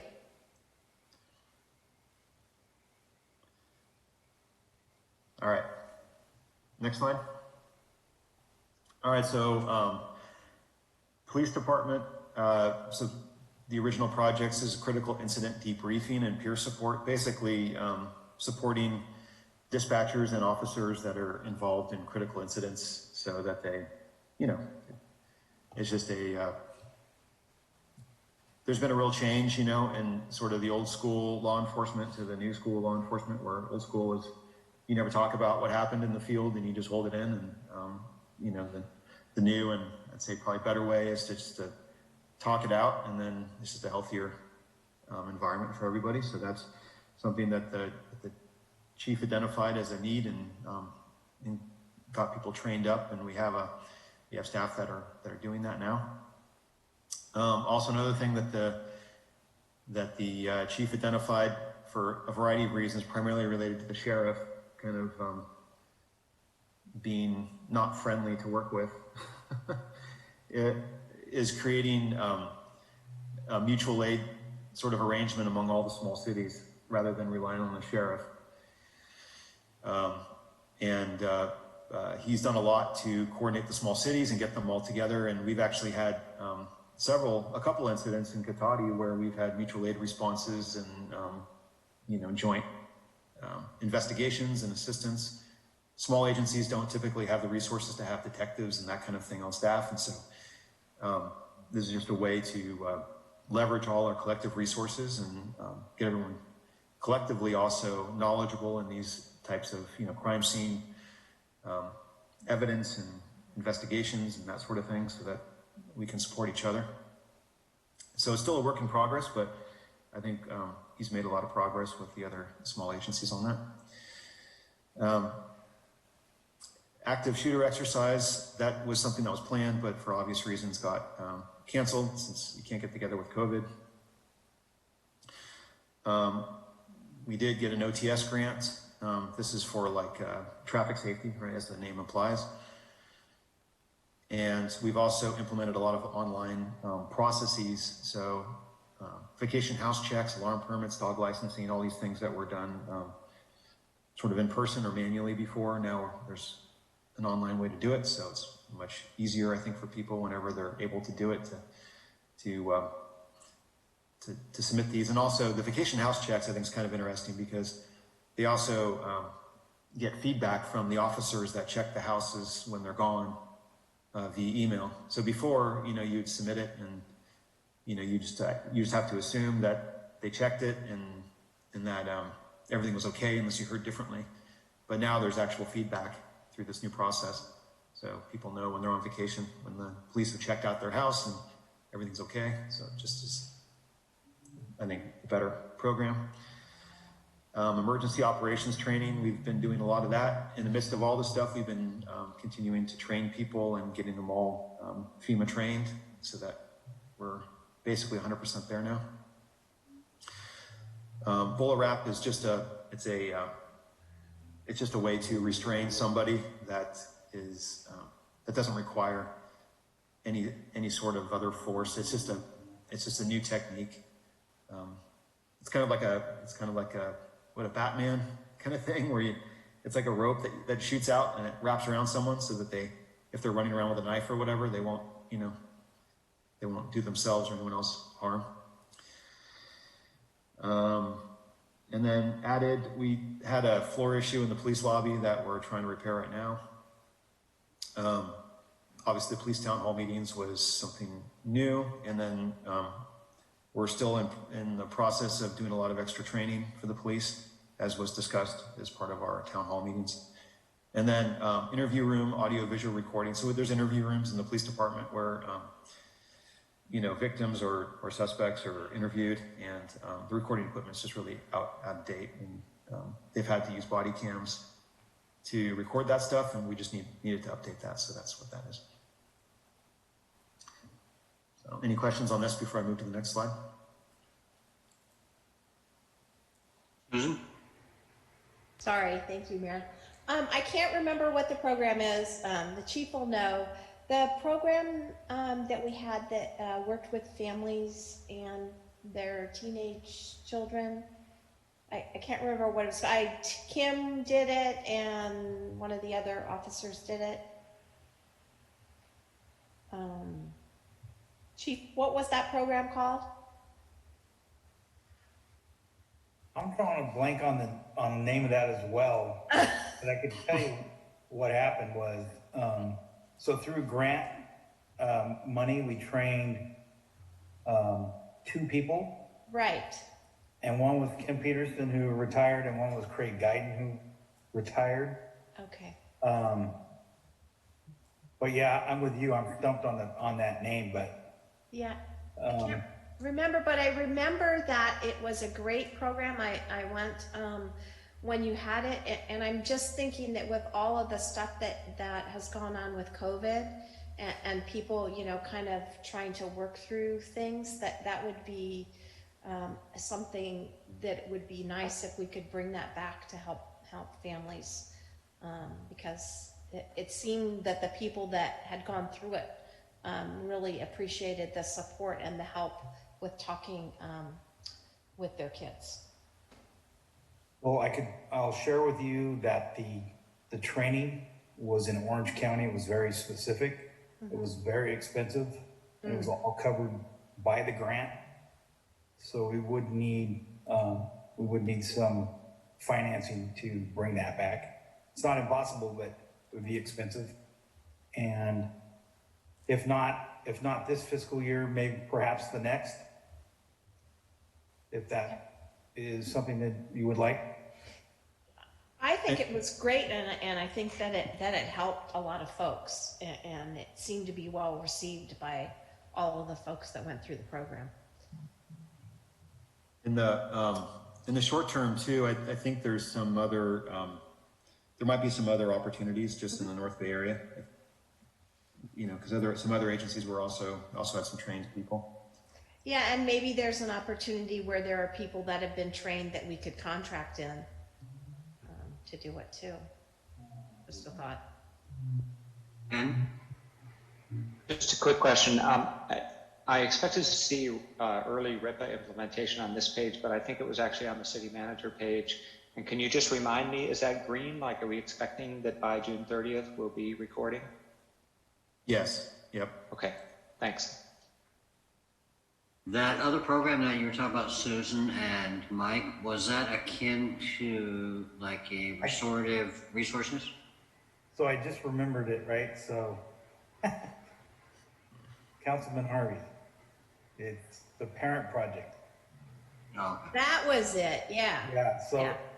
so Mayor, so the Parent Project, in a nutshell, was training parents to be better parents, to deal with adolescents that were getting in trouble, not doing well in school. And so officers and dispatchers would give the parents tools to make their kids successful and keep them out of trouble and make them also a success in school. Did that include the bowler wrap? Well, we didn't have the bowler wrap at the time, but maybe in the future. Thank you. All right. Should we go to the next slide? All right, community development. So the cottage housing ordinance is in process. As I mentioned earlier, it just went through the planning commission last night. And so the council, you guys will probably be seeing it, I imagine, in April at some point. And I expect it to be done before the end of the fiscal year. There's been a lot of, sort of by right housing work done, all that. That's just going to be a continuing effort. Zoning map update, which I believe is primarily around economic development, but correct me if I'm wrong there.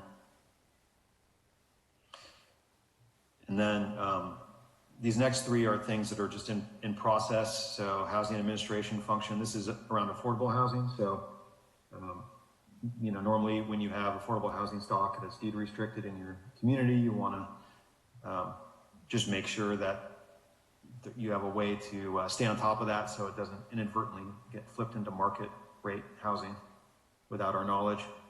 So we've been trying to find a better way to do that because we don't really have a good way to do that right now. We mostly rely on title agents to catch these deed restrictions when the transactions occur, but every once in a while, we find out it doesn't work that way. So anyway, we're looking at a better way to do that. And especially if we start getting rental, kind of rental projects. Most of our stuff is for sale, so it's simpler, I guess, from that standpoint. But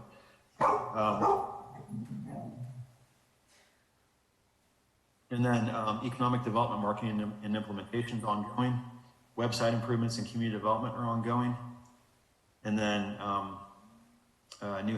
new legislation implementation, again, is just an ongoing thing. We are starting the housing element update. The baseline analysis is something that's going on right now. This is sort of the foundation for what we'll be doing next year as we start updating the housing element. Jamie Lane, as you know, was entitled, and so hopefully it'll go into construction here in the spring. The bike and ped master plan update that was mentioned earlier. There was some preliminary work at the staff level done on that, but then I believe SCTA had some grant money to do some mapping updates and some other things. So it's on hold temporarily, and it's probably until at least the fiscal year start to kind of kickstart that. ABAG MTC RENA Methodology Committee, that was a major effort, obviously, that NOAA was directly involved in, and so that was a significant time commitment. And then the Veranda Fletties Ranch rezoning ordinance. So, as you guys all know, it's a demonstration ranch, and but it's currently zoned as housing, the housing zone. So it just needs to be updated to reflect the actual uses that we envision there. So we envision that starting back up again. And next slide, please. So objective design guidelines for housing. That also went to Planning Commission last night as a workshop, but that's in process. Vehicle miles traveled significant threshold was completed earlier this year. It's just a change in CEQA in measuring transportation impacts. These last two have just been put on hold. So Santero Way specific plan update, it's an old specific plan and probably is going to be in need of updates sometime soon, but we won't get to it this fiscal year.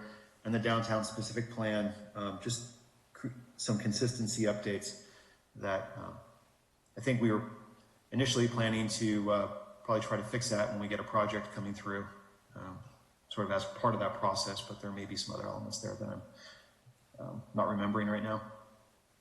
In any case, it's on hold right now. Some stuff that was added was, so Bluebeam is it's digital permit plan review. So right now we do paper plan review, and this is something we've been working on for a while, getting all this in place. And in fact, they were been training on it today, even. So soon we'll be able to take development plans, encroachment permits, whatever, digitally, and then mark them up and return them digitally. So that's going to be a really nice improvement for from the customer side. Economic development resolutions. Community development was the lead on this. These were the resolutions that the council adopted to stay the expiration of certain entitlements and also open up some of the activities, especially downtown, to allow more flexible use during the COVID emergency. Community development also applied for some grants and got that. They're largely for housing, and as we get into the housing element, it's going to be helpful to offset some of the cost of that. They continue to expand their social media presence with videos and some other things, and expanded CTAC. So this is related to housing, right? It's the CTAC to the CDC, the Cities and Towns Advisory Committee, and they've been more heavily involved, or I should say trying to be involved with the CDC when the CDC elects to solicit their opinions about things. So that's been an ongoing thing. And then the bike share program, there's electric bikes that are rolling out regionally, including here in Cotati. And so probably in the next couple of months, we should see those start to appear. And I know one node is the train station, another node is in our downtown area. There may be others, but I think that's being figured out right now. And finally, formalizing the design review process. So that's more of sort of a kind of a process refinement documentation step for internal project reviews. But that's the end of community development. Things that they sort of an update on where we are in that department, unless somebody has any questions. I don't see any questions by council. I don't know if the attendees have any questions on that. Thank you, Mayor. At this time, I don't see any hands raised. Thank you, Ms. Burgess. I think we're good on that one, Damien. Thank you. All right. So Public Works. This is the CIP program update. So you're gonna be seeing that with the budget process, an update to the CIP, which is the aggregation of all the different plans into a single kind of program. Community center and city hall refurbishment. This is so the primary elements of this are a new roof on the community center and new windows in the community center and part of City Hall. There also was new carpet in City Hall, so that was sort of a sub-element of that. But we expect to be in construction right around the fiscal year start, so that's why it's orange. Veranda Floody Ranch, that building was completed the ranch house was completed in the water tower, so that's done. Various park maintenance projects. The park and ride in lieu replacement design is complete now, and we have, I think, the encroachment permit from Caltrans, so we're ready to put that into construction whenever the hotel project moves forward. William Street and Olive Street sewer main replacement, that was completed. Inflow and infiltration reduction study for our sewer system, that's going on right now, and it should be done by the fiscal year end. All Railroad Highway traffic flow improvements design project, that is largely a signal coordination project on All Railroad Highway between downtown and 116 Commerce, to try to streamline that, and also design a signal for William and George, and a preliminary design for a new St. Joseph signal, so that when we get development, we kind of know what we need to do there. That's all part of that. And also, I should say one more element of that is the left turn at 116 from Old Redwood Highway. Kind of redoing that to just better manage traffic flow through there. So 2020 street construction, those are the name streets in part of Valparaiso, that was done. Citywide bike and ped safety improvements. There's just numerous small things within that. OBAG, so that was the other paving project, which is basically from the railroad tracks to the city limits by Sunflower Park. That was that grant, OBAG 2 grant, that was completed. And then the School Street Pathway, which was that decomposed granite type pathway at Richardson Lane, that was completed. Wayfinding Phase 1 are the signs that are out right now around the trails and various locations. Wayfinding Phase 2 are the primarily like the kiosks in our downtown, business signage, and some of those more hefty directional signage type structures. And that's in design right now, and we expect it to go to bid and hopefully be done with construction before the end of the fiscal year. Next slide. So these 3 projects got put on hold. The top one, I know, Susan, is no surprise to you. Cypress Tank, final design. It's still on hold. El Portal, that's out in the industrial area. That main replacement was on hold, as well as replacing some the sand treatment facilities at the wells, which was also put on hold this year. Some added things, the obvious COVID response measures, which are too numerous to mention here, but there's just a lot of stuff under that. We did update components of the EV chargers. We had to replace the pedestals, and now we have some modem changes to do to comply with the new 4G standards. So anyway, just things like that. We related to the EV chargers to keep them going and make sure they're functional for people. Kessing Ranch continues to get built at a actually surprisingly quick pace, but we expect that to continue through the end of the fiscal year, as well as the Jamie Lane inspections once that construction kicks off. The hotel currently is on hold, but that one could kickstart again. We just don't know yet. 2021 pavement preservation project. So we do have some preservation work, primarily in the bird section off of Myrtle. That is just, as I think I've mentioned before, while we're reconstructing streets, we're also, on the other hand, trying to make sure we do the preservation treatments on the streets that are in better condition to make sure that, you know, we're not improving streets on one side and letting others go into disrepair on the other. So we just need to manage both the preservation and the repair at the same time. So that's what the bird section project primarily is the preservation side. We had a lot of streetlights and pedestrian crossing lights hit this year. For whatever reason, people like to run them over this year on an accelerated basis. So just a lot of those replacements this year. Local road safety plan, that's kicked off as we talked about, and we expect it to continue through the end of the fiscal year. We had to develop an updated water system operating manual. We did our demand analysis for our urban water management plan.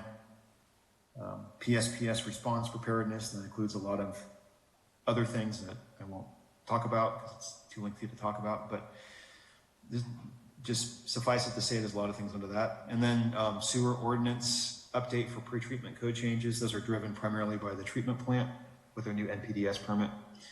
And then sewer calculation changes. This is on the sewer averaging calculation we talked about a couple meetings ago. And then finally, what they call a WIA. This is just a water system risk assessment and emergency response plan. It's a newer regulatory requirement, so we're drafting that now.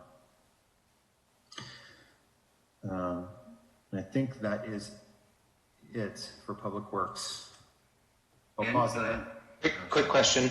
Does the fact that the HIT street light and crosswalk replacements is green mean the one at Page and Old Red you're expecting to be done by the end of the fiscal year? Yes. Yeah. Great. Yeah, that one took longer than it should have. Basically, so I apologize for that right off the start, right in the start. What normally happens is, you know, they get hit, and then the person that hits it provides their insurance information, and it's like a lickety split process with the insurance company. In this case, their insurance wasn't valid, and then it sort of got derailed for a while until it got restarted. So that's why the delay. But it's in process right now. No apologies necessary unless you were driving. It wasn't me, I promise. All right, next slide. All right, so lastly, administrative services. So in Code 10, that's our financial accounting software. That was, it's still in the final process of the upgrade, but it's a major, it's not like updating a new version of Word or something on your computer. It's a pretty big deal to update your financial software because all your data has to be basically exported out and imported in and, tested and validated. So anyway, Angela and her team are on the final pieces of that right now. Investment management RFQ, that's just updating investment management, but we're still probably going to be working on that through the end of the fiscal year. Service order module is a component of Encode to put out service orders for like water and sewer repairs, that kind of thing. That was updated. We also added municipal online payments during the COVID pandemic, so just put a lot more things got put online and fillable online and payable online. So that's what that is. Policy update 2020 is it's a GFOA thing that we just had to put on pause for all the other priorities that it's not a required thing to do. It's just it's a like to do thing. Anyway, we'll probably pick that up again next year, but for now it's on hold. The spring, we will be talking more pension planning stuff. So that's to come, but I think we expect that we'll be through that discussion by the end of the fiscal year with the council and the community. Utility shutoff procedures reporting. This is around new state laws around, this is before COVID. This is the DOD legislation that basically put a lot more restrictions on public, not PUC regulated utilities, but public utilities, so like municipally owned utilities, on how they can shut off services and the kind of notices required. And repayment, procedures and things like that. So there's a lot more sort of administrative process and so forth that municipally managed utilities have to go through before shut off. Successor agency bond refunding. So that, as I mentioned earlier, we did that. And then debt financing evaluations, that it's probably going to go hand in hand with some of the pension planning, but follow it a bit. So we'll be doing some of that work here shortly, but that's probably going to continue through the end of the fiscal year. So next slide, please. All right, so added just carpeting and repainting sort of project popped up. We have a labor cost software that we've implemented to, with any sort of service organization, labor is a significant part of the overall expenditure picture for operations. So it's important to, get that as refined as possible. So anyway, we implemented a new labor cost software program, and we're just validating that now, and we should be ready to go soon. Automated the tracking of the capital assets. This is for accounting, capital asset reporting. Investment planning, that was updated. Our treasury and reserve reporting process was updated. We have a budget book online that hasn't been, you guys haven't seen it publicly yet, but it's going to be, it's pretty, I can tell you it's pretty cool. It's going to make the budget look a lot nicer and be a lot more usable, I think, online. We plan to fully populate it. Once we get through the 21-22 budget, we'll wrap all that information into this online budget book and publish it. So you can look forward to that at the end of the fiscal year. Sewer average calculation, which I mentioned earlier with Public Works, that was done. Altered a lot of procedures and processes for COVID-19. New merchant services. We had to switch our merchant services, it's like credit card processing services. And then also adding credit card processing at other customer service desks. It's not that we've really had to use it yet, but we've been deploying that so that when we reopen, there'll be more ways for people to pay at different points. And then we also have an offline meter analysis, and this is, our meters are remote reads, so these are water meters I'm talking about. They're remote reads, so this is just an evaluation to make sure that when we do meter reads that we know which ones are off and why they're off, and if there's a system issue or if it's just a repeater or a meter issue. But with that, I will pause and ask if there's any questions or comments on this. Not seeing any hands raised. I don't know if any of the attendees have any questions on these. Neil Hancock, go ahead. Yes, hello. I get one of the questions I would ask is, where is the responsibility for cybersecurity? I mean, you can subcontract a certain amount, but knowing just exactly who owns that cybersecurity component, I think is valuable. We have seen the solar winds and other types of subcontract services that can cause problems. So anyway, it's a general question. Where would cybersecurity sit in or be owned by in this sort of framework? Thank you, Neil. May I be happy to just address that quickly if you'd like. Please. So IT management, cybersecurity is managed under this department, Administrative Services, for our city information systems, generally speaking. Water and sewer is also managed, but it's a bit of a different system, so that's managed, the cybersecurity is managed through Public Works and also Administrative Services, sort of in partnership because it's their system that they own.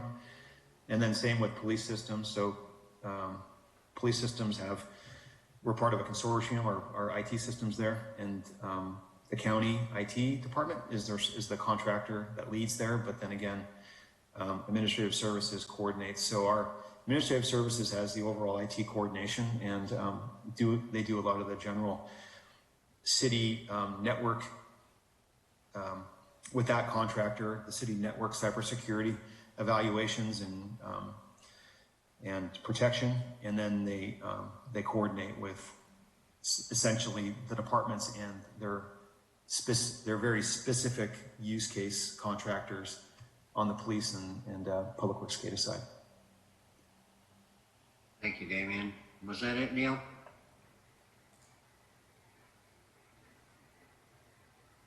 Yes, that was excellent. Thank you. Yes, thank you. That was good. Thank you. All right. Okay, next slide, please. All right, so now we get into the fun stuff. So next year, one more slide. Please.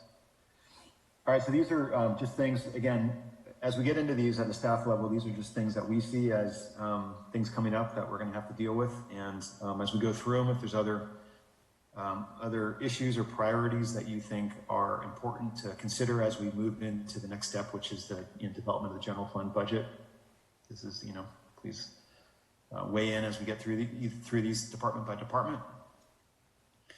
All right, so from the manager's office perspective, there's the regional homeless governance issues, the mental health response pilot project. It says CAHOOTS here. I mean, that's what we're having preliminary discussions with the city of Petaluma about that, but we'll know more here in the next couple months where that lands. There's an expectation that the fire tax will be back on the ballot in November coming up. So there's going to be, a fair amount of work around that just to try to coordinate with the county. And then SB 1383 implementation and franchise agreement amendment. That's going to be, I think, a fairly significant effort. Building pro forma and tax fee incentives for housing and economic development. So this is part of the part of the housing outside of the housing element and the sort of regulatory things that we're going to be working on, this is also looking at looking at why housing costs what it does and what sort of levers we have that could affect it. And if there's, things that we could do to assist, development of the types of housing or commercial properties that we want to see in the community. So that'll be I think a project to really help understand more than just what we typically hear from developers is they just say it doesn't pencil. And, you never really know exactly why because they're not transparent about why it doesn't pencil. So really trying to understand that and see if there's things we can do to better deliver those projects or assist them in delivering those projects. Mayors and council members, JPA update. I expect that there's probably gonna be a discussion this year about that. So I was part of a subcommittee that was working on that, and COVID and the fires derailed it all, but I think it's gonna pick back up and expect that to go forward. The Fletty Ranch barn design. So we did the water tower and the ranch house, and the next step are the barns. And so one of the things that I think are important is to get the barn design going, and not necessarily into construction yet, but I think if there's the ability to raise funds or outside fundraising, that sort of thing, it's obviously going to be a lot more successful if you have something real to point at than just an abstract idea. So that's, I think, an important next step to sort of get that process, get that ball rolling. Our website,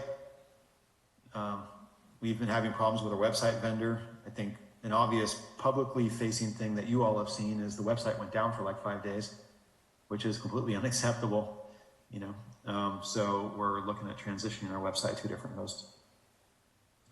Continuing to integrate our electronic document management system. There's been discussions internally about closed captioning. So after meetings are over with, we do, upload it to YouTube, and YouTube does auto captioning of the meetings. And we've been exploring, Lauren has been exploring for the last 3 or 4 months, different systems that can do auto captioning live during meetings if that's something that the council's interested in exploring as well. The systems that she's explored caption in English and like a bunch of other languages live, Tagalog or Spanish or Russian or whatever, I guess we want to caption them. And then, so that's that. And then we're continuing to work on trying to get the train depot property sold for the state. Emergency preparedness, countywide JPA might be in this coming year, or, might push a bit.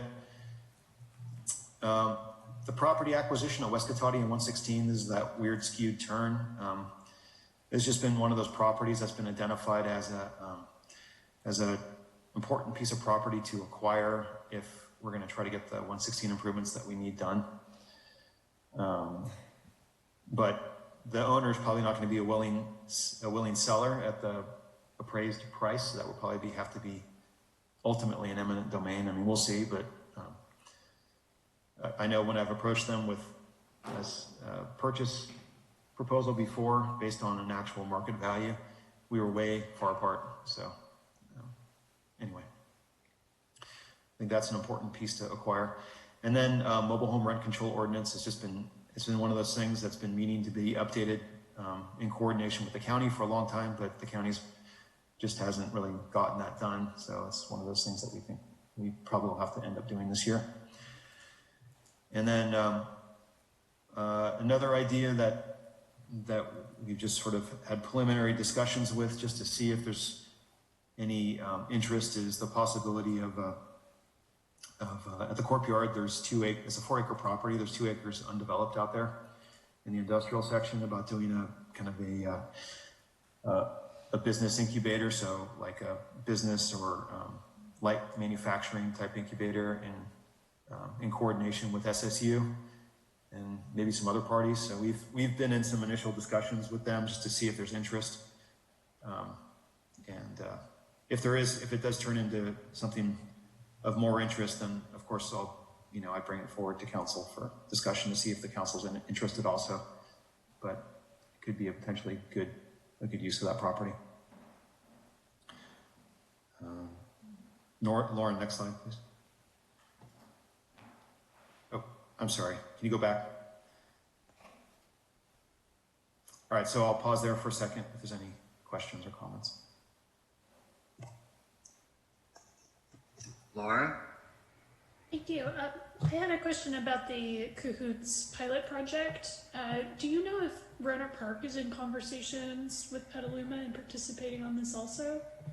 It feels like to be successful, since our border is so jagged, Yeah, they would need to participate too. I don't know. I do know that at least at informally at a staff level, they've expressed some interest. I think in general ideally there's an interest ultimately in getting to a regional kind of, or I should say countywide kind of model, but because everyone's in different places with it right now, the first step is probably going to be a pilot program that maybe could be expanded if it's successful.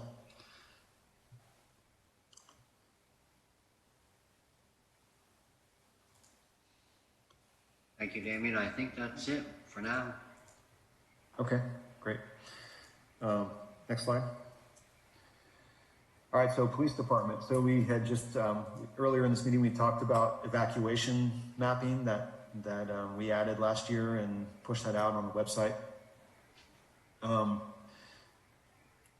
This is the high-low sirens mounted on police vehicles is a way to quickly, it's kind of like those European sounding emergency sirens. That's different than a normal, American style emergency siren that is starting to be used in other places in this county for evacuation notice, where they can turn the siren on and go through neighborhoods and let people know about evacuations. As another way, if they don't, get notified through Nixle or phone calls or other means that we have, but it's just again another way to let people know that there's an evacuation. And so the active shooter drill, just training, we're looking to hopefully get that going again next year. An idea that we've been talking about internally is the police logs that goes to the community voice. It gets published each week. I think you guys have seen it. But also publishing that to the city website potentially as well. At the same time, we publish to the community voice. It's just a way for people to find it on a different platform. Submit a ABC grant. So this is alcohol and beverage control, right? So it's typically underage drinking and that sort of thing. So submit a grant for that. The police department have been talking about having sort of different awareness months, and whether that's like a pink patch for breast cancer awareness, or pins for Pride Month, or No Shave November for cancer awareness. There's just different things like that they've been talking about trying to do throughout the year, just to raise awareness about these different things. Of course, continue training on just the de-escalation, implicit bias, people in mental health crisis, hopefully in coordination with, some sort of, Cahoots pilot program or something along those lines.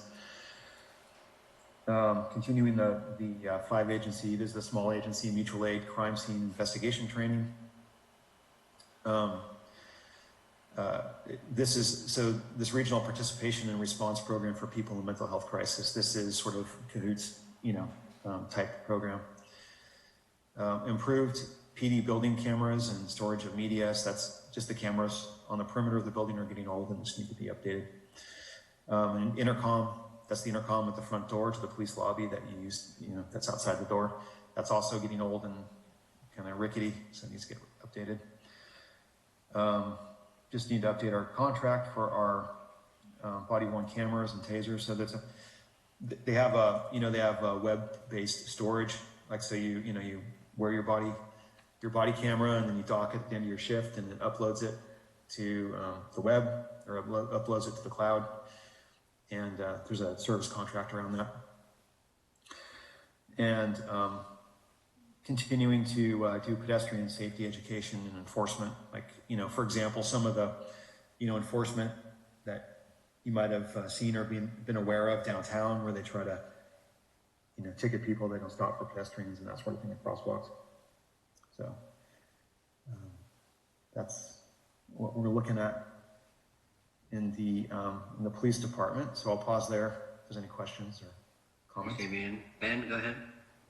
I just want to raise a concern about the active shooter drill plans at SSU and especially Thomas Page. There's a lot of research out there about the trauma that such drills cause to students and teachers. And so we've come a long way, I hope, in the last 4 or 5 years. And I just, Chief Parrish, you have a campus police background and are well connected in those circles. So I hope you will take that seriously and look into that. There's a lot of people calling for banning such drills because of the trauma they cause to people. So just make sure they do more good than harm. Thanks. Laura? Thank you.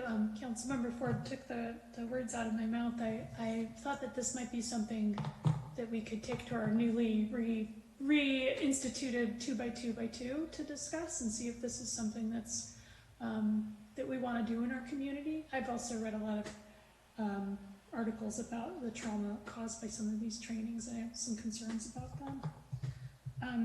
I also had a question, Damien, on the agenda packet that was sent out, there were lists of the FTE in each department with breakdowns, and I was wondering if that's something that you're planning to discuss later on in tonight's session, or if I have a question about that, should I bring it up now? Oh yeah, so I neglected to mention that when we started this. I wasn't going to explicitly discuss it really, but I'd be happy to. I mean, I could just tell you what it's about, or if you have a specific question, I can. Sure, yeah. I guess my question was just in most of the departments, the FTE was broken down really granularly, like very, very detailed. But one of our biggest expenditures is personnel costs for the police, and it was something like 17 FTE, and it wasn't really broken down where those FTE go, and I just felt like I wanted a little more education about exactly how that time is being used within the police department. Yeah, well, so the 17, I think, is the general public safety category that you're talking about. And yeah, so within that, there were so many different things, and it was just hard to tell which things were big, which things people are spending a lot of time on, and it's all just lumped in together. And I didn't see that really happening with any of the other departments, so it kind of jumped out at me. yeah, a lot of it's, really just, patrol. That takes up the vast majority of the time is patrol. But then there's a lot of sub-activities within that. Yeah. Yeah, Damien, I would interject. There's a lot of time preparing police reports and packaging evidence and testifying in court and just all the things that go with police work, including training, ongoing trainings. Is there any possibility, as we're sort of going into, planning and prioritizing, to have a little more quantitative answer to that, or just a little more detail that we could look at throughout the next month as we're going into budget development? I don't think we have. Well, we don't have a breakdown of hours at a more granular level than what's on the sheet here. Okay. I had two other questions. I don't know if they should be something we talk about now or later, but one of them was just, I believe Wendy Skillman signed on to the mayor's pledge for reimagining policing from the Obama Foundation to revisit our lexical policies and or at least just to revisit our police policies and look at our use of force. And so I would like to see that as somewhere on this list of something that we're planning to do this year to follow through on that mayor's pledge that was taken? I think more broadly we have, so we have council direction right now to come back with, some recommendations around ad hoc, right? So that's, Okay.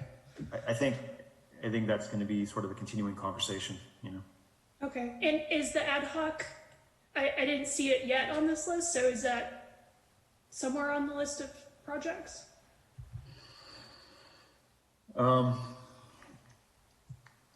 It's just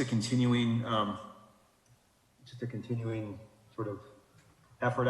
At this point, we didn't really know what that might end up being, so it wasn't, we didn't know where it was going to end, so we couldn't say this is what it is. But I guess we all recognize that we're going to be having more discussions about it, even though it's not explicitly on it. Yeah, so I mean, if it's, if you're saying we don't need to put examining the policies on the list because the ad hoc's going to look at that, but then also saying the ad hoc's not on the list, because I don't know, I just want to see it on the list someplace that we're going to, whether we end up prioritizing that or not, we should have a discussion about it should be on the list somewhere. Yeah, understood. Okay.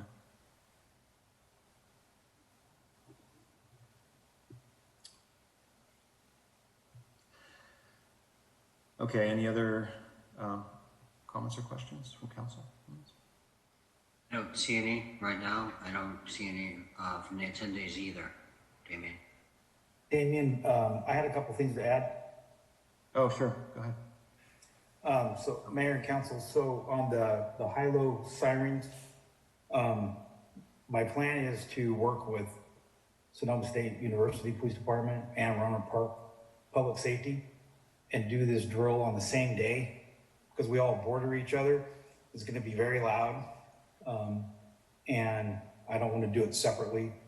So I plan on having the three agencies do this at the same date and time and work together and do a drill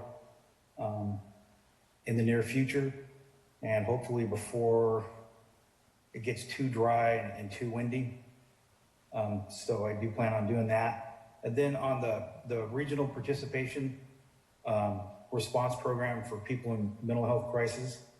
So the Chiefs Association, which is the sheriff and all the police chiefs and Sonoma State and Santa Rosa, we're going to be having conversations on regional response for this, whether it's cahoots or something similar to cahoots. So I just want you to be aware of that.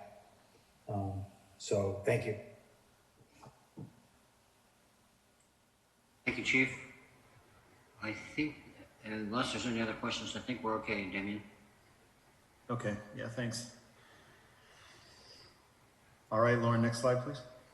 All right, community development. So this first bullet is just a bunch of, there's a bunch of stuff that falls under housing. Housing element update is going to be a major effort starting next fiscal year.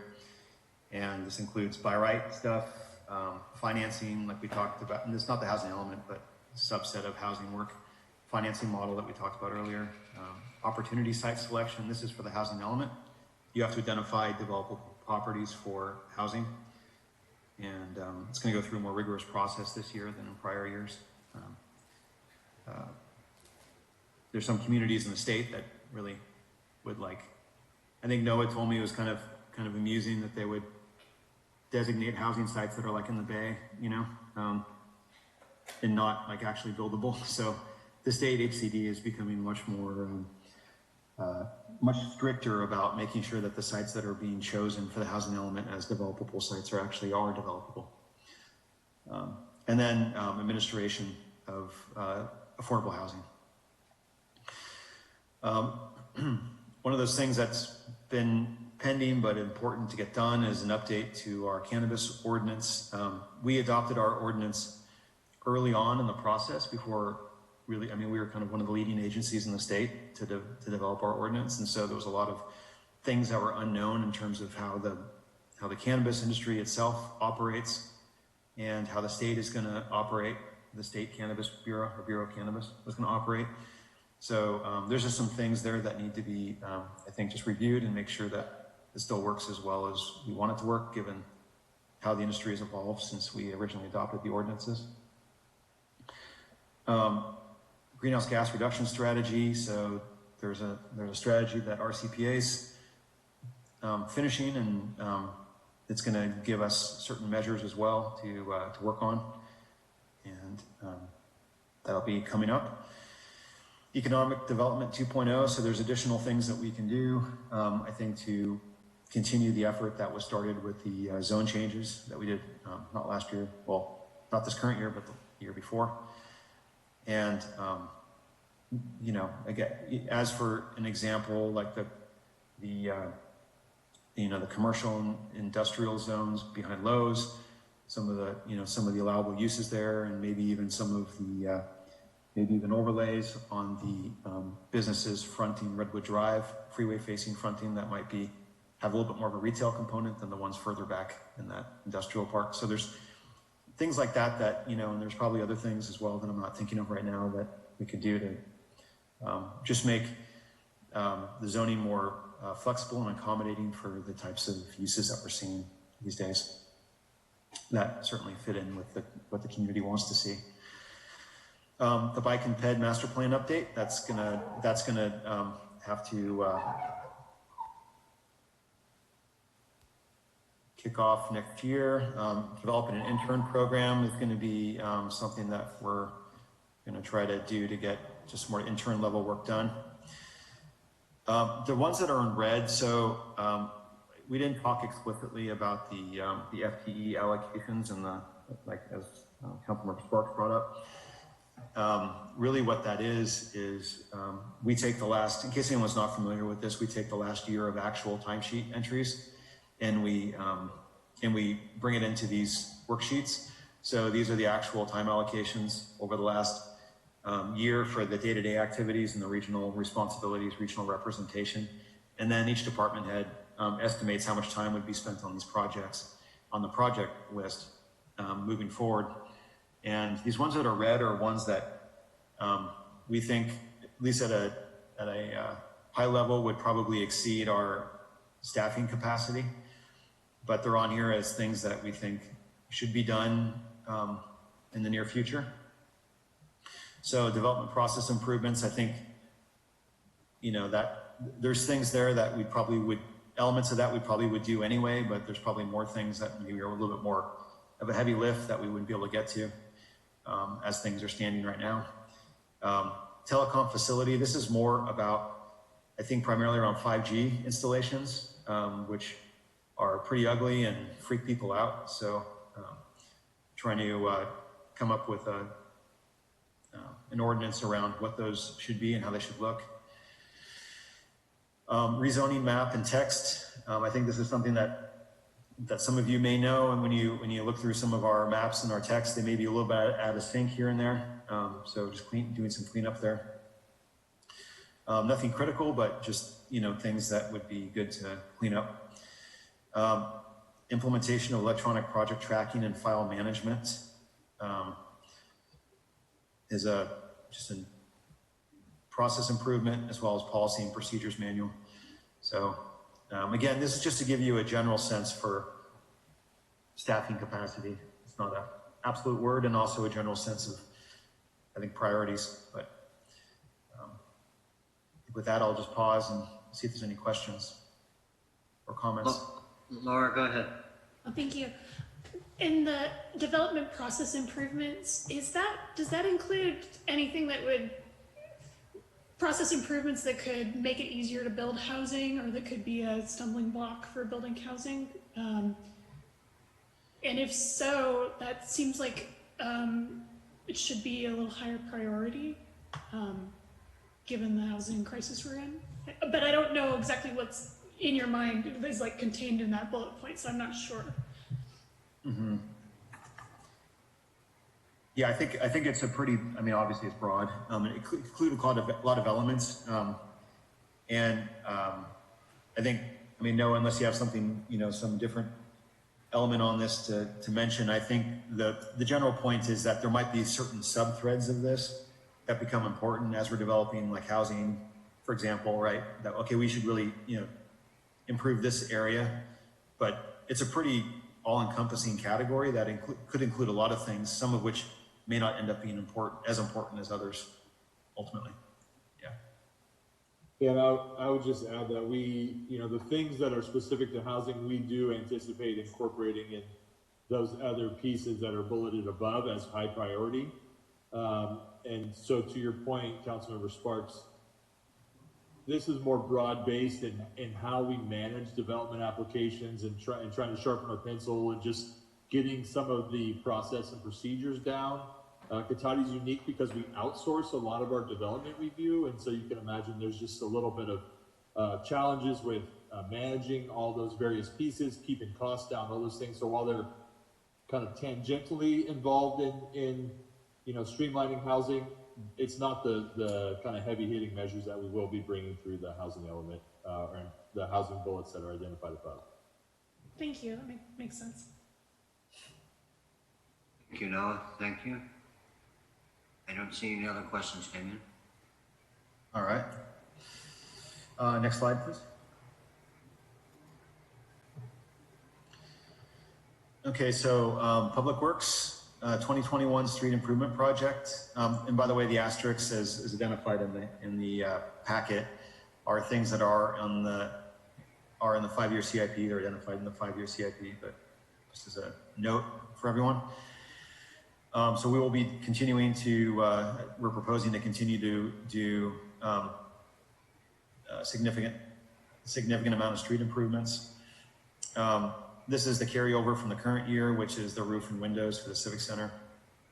That's going to follow on with repainting. You've probably seen, that some of the trim around City Hall and the Civic Center seems to be repainted. So that would be later this summer, but it would be in the next fiscal year.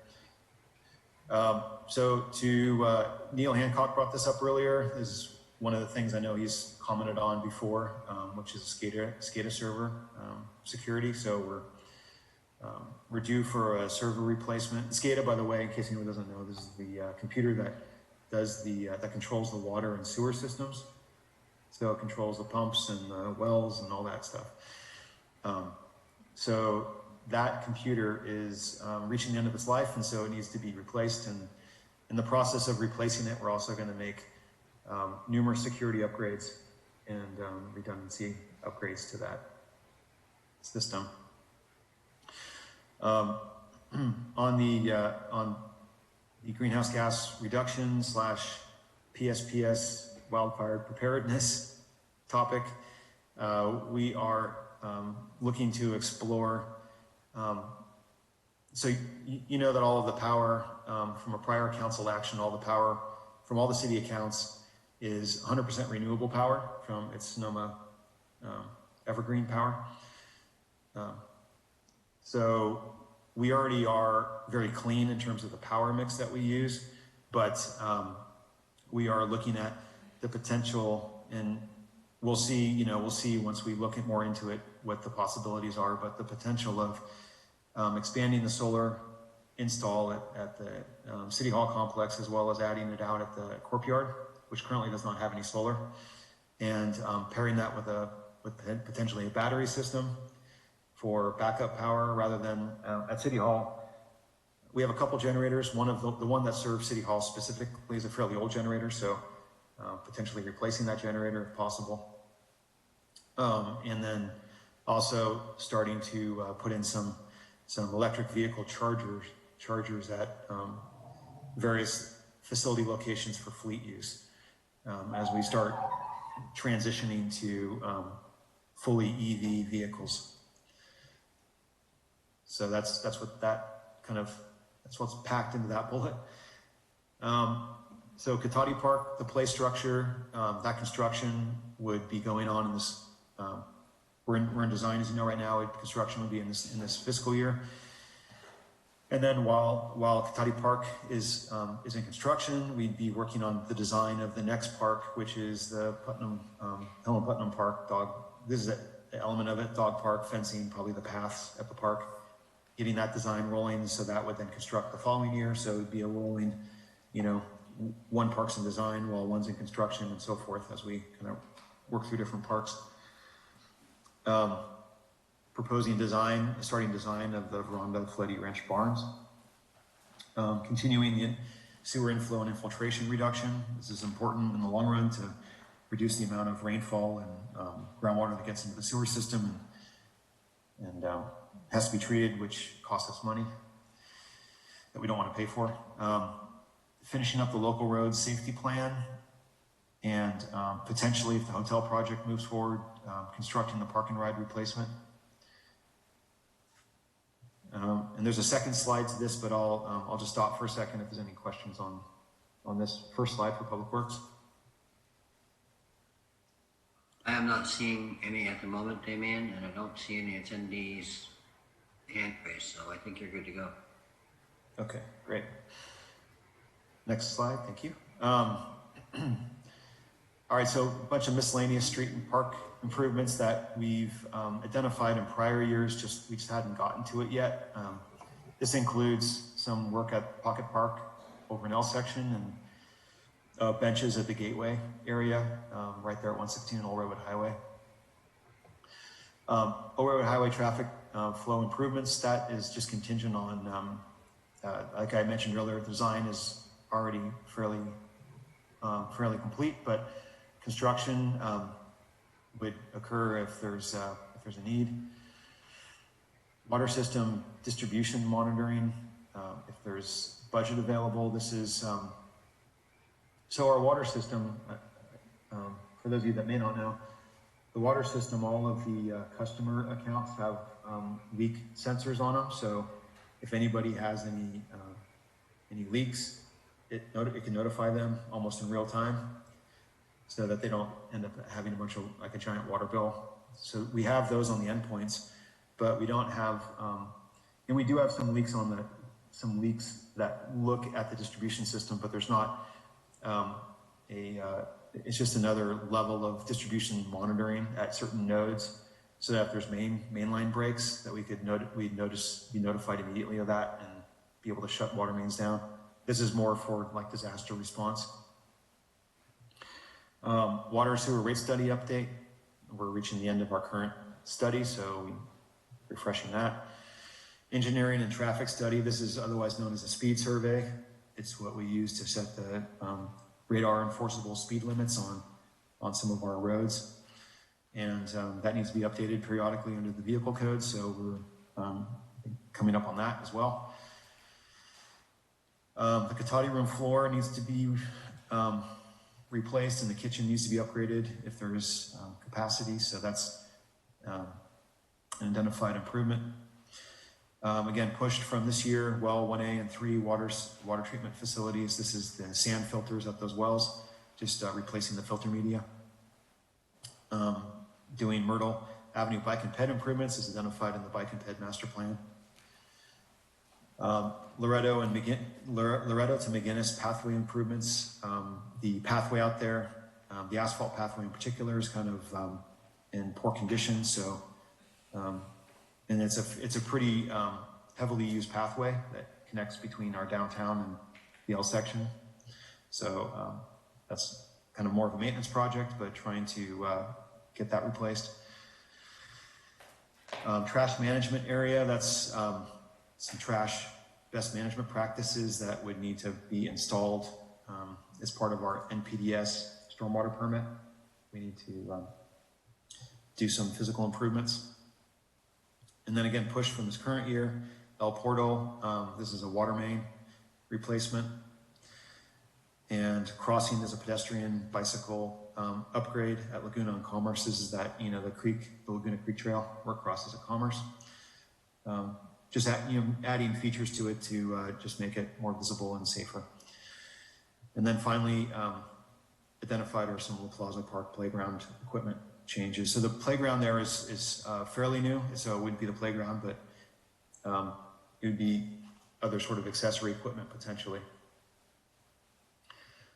And that is it for Public Works and Engineering. So again, I'll stop there again, and if there's any questions or comments.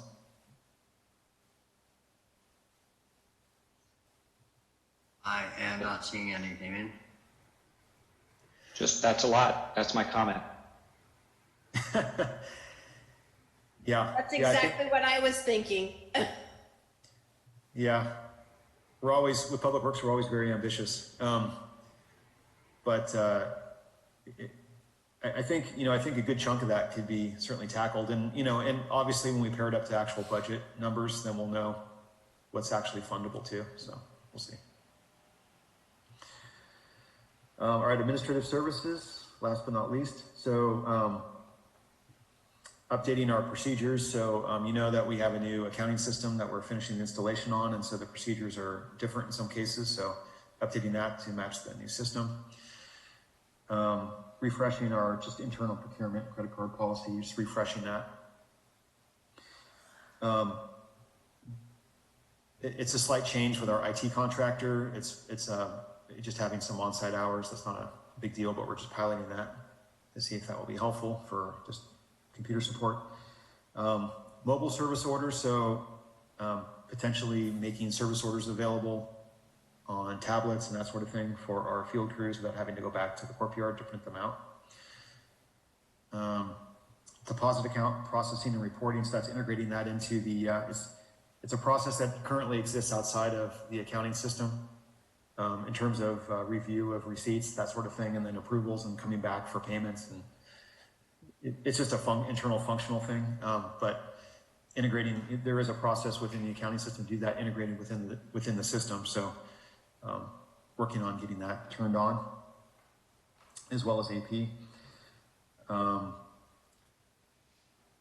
5-year strategic budget. So this is something that we've been talking about too, especially with regard to the general plan, starting to, with the labor costing software, as well as the new accounting system, we can do some more forecasting, it's just a better tool to forecast out.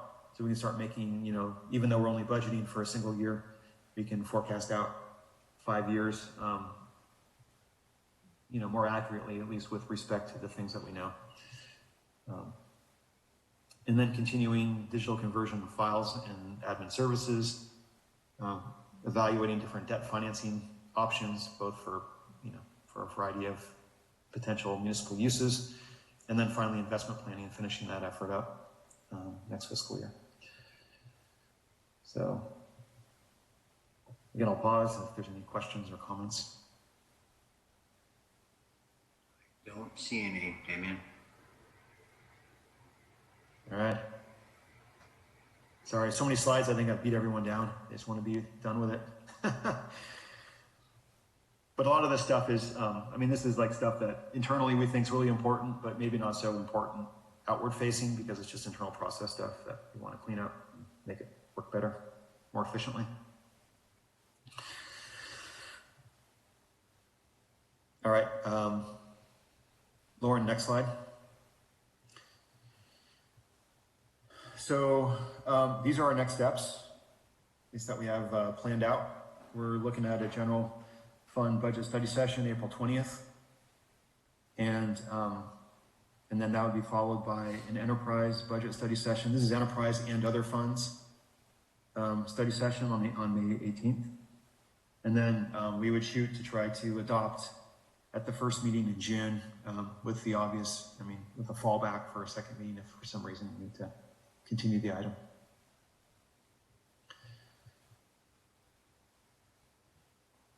And that's pretty much it, unless there's any other comments or questions sort of in general, or anything else that anyone wants to talk about that we didn't touch on. I think that's a good analysis of what's going on and what we're looking forward to. Obviously pretty comprehensive. I imagine if Ben or Laura had not seen any of the previous ones, and it's quite a bit of information to take in one sitting. Laura, you had your hand up?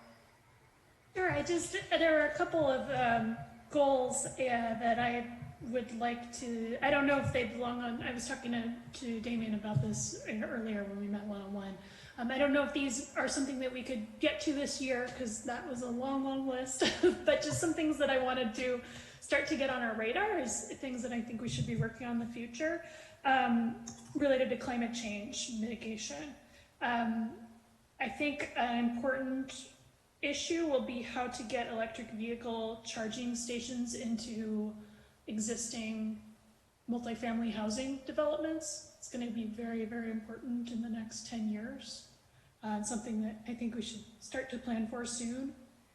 And I know that Santa Rosa is in the process of resolving a lawsuit about their natural gas ordinance for new developments. And I think that's something we should start to think about for Cotati. Maybe not right away because we want to see how things shake out regionally, but something to get on our list for the future. Thank you, Laura. Ben?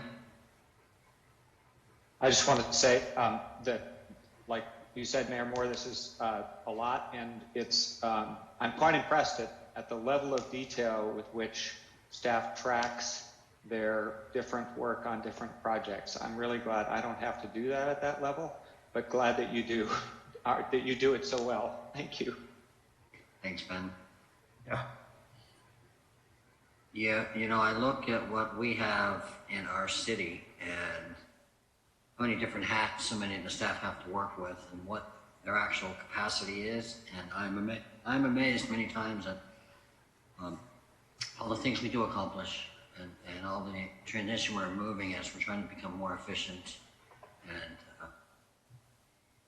it's a lot of work that they do, and I commend them for a lot of what they do. So, I think, getting back to Laura's comment regarding the EVs, I would love to see us take that up a little bit further down the road, because I think that and one of the goals I'd like to have seen from years ago is to try to get fully mandated 100% solar on any new housing developments. I know that the development community screams and moans and groans that, you know, it doesn't pencil out, it doesn't pencil out. Well, with some of the new programs that we might be coming in with the community development, we can go, oh yes it does, look right here. So that'll be something that I would love to see us consider moving forward. I don't know if there's any other words of wisdom that you guys want to invoke here. We're wisdomed out at 8:45. Okay. Well, I thank you all for participating, and I look forward to our next meeting. You guys have a great evening and stay safe, and talk to you later. We'll adjourn at 8:45.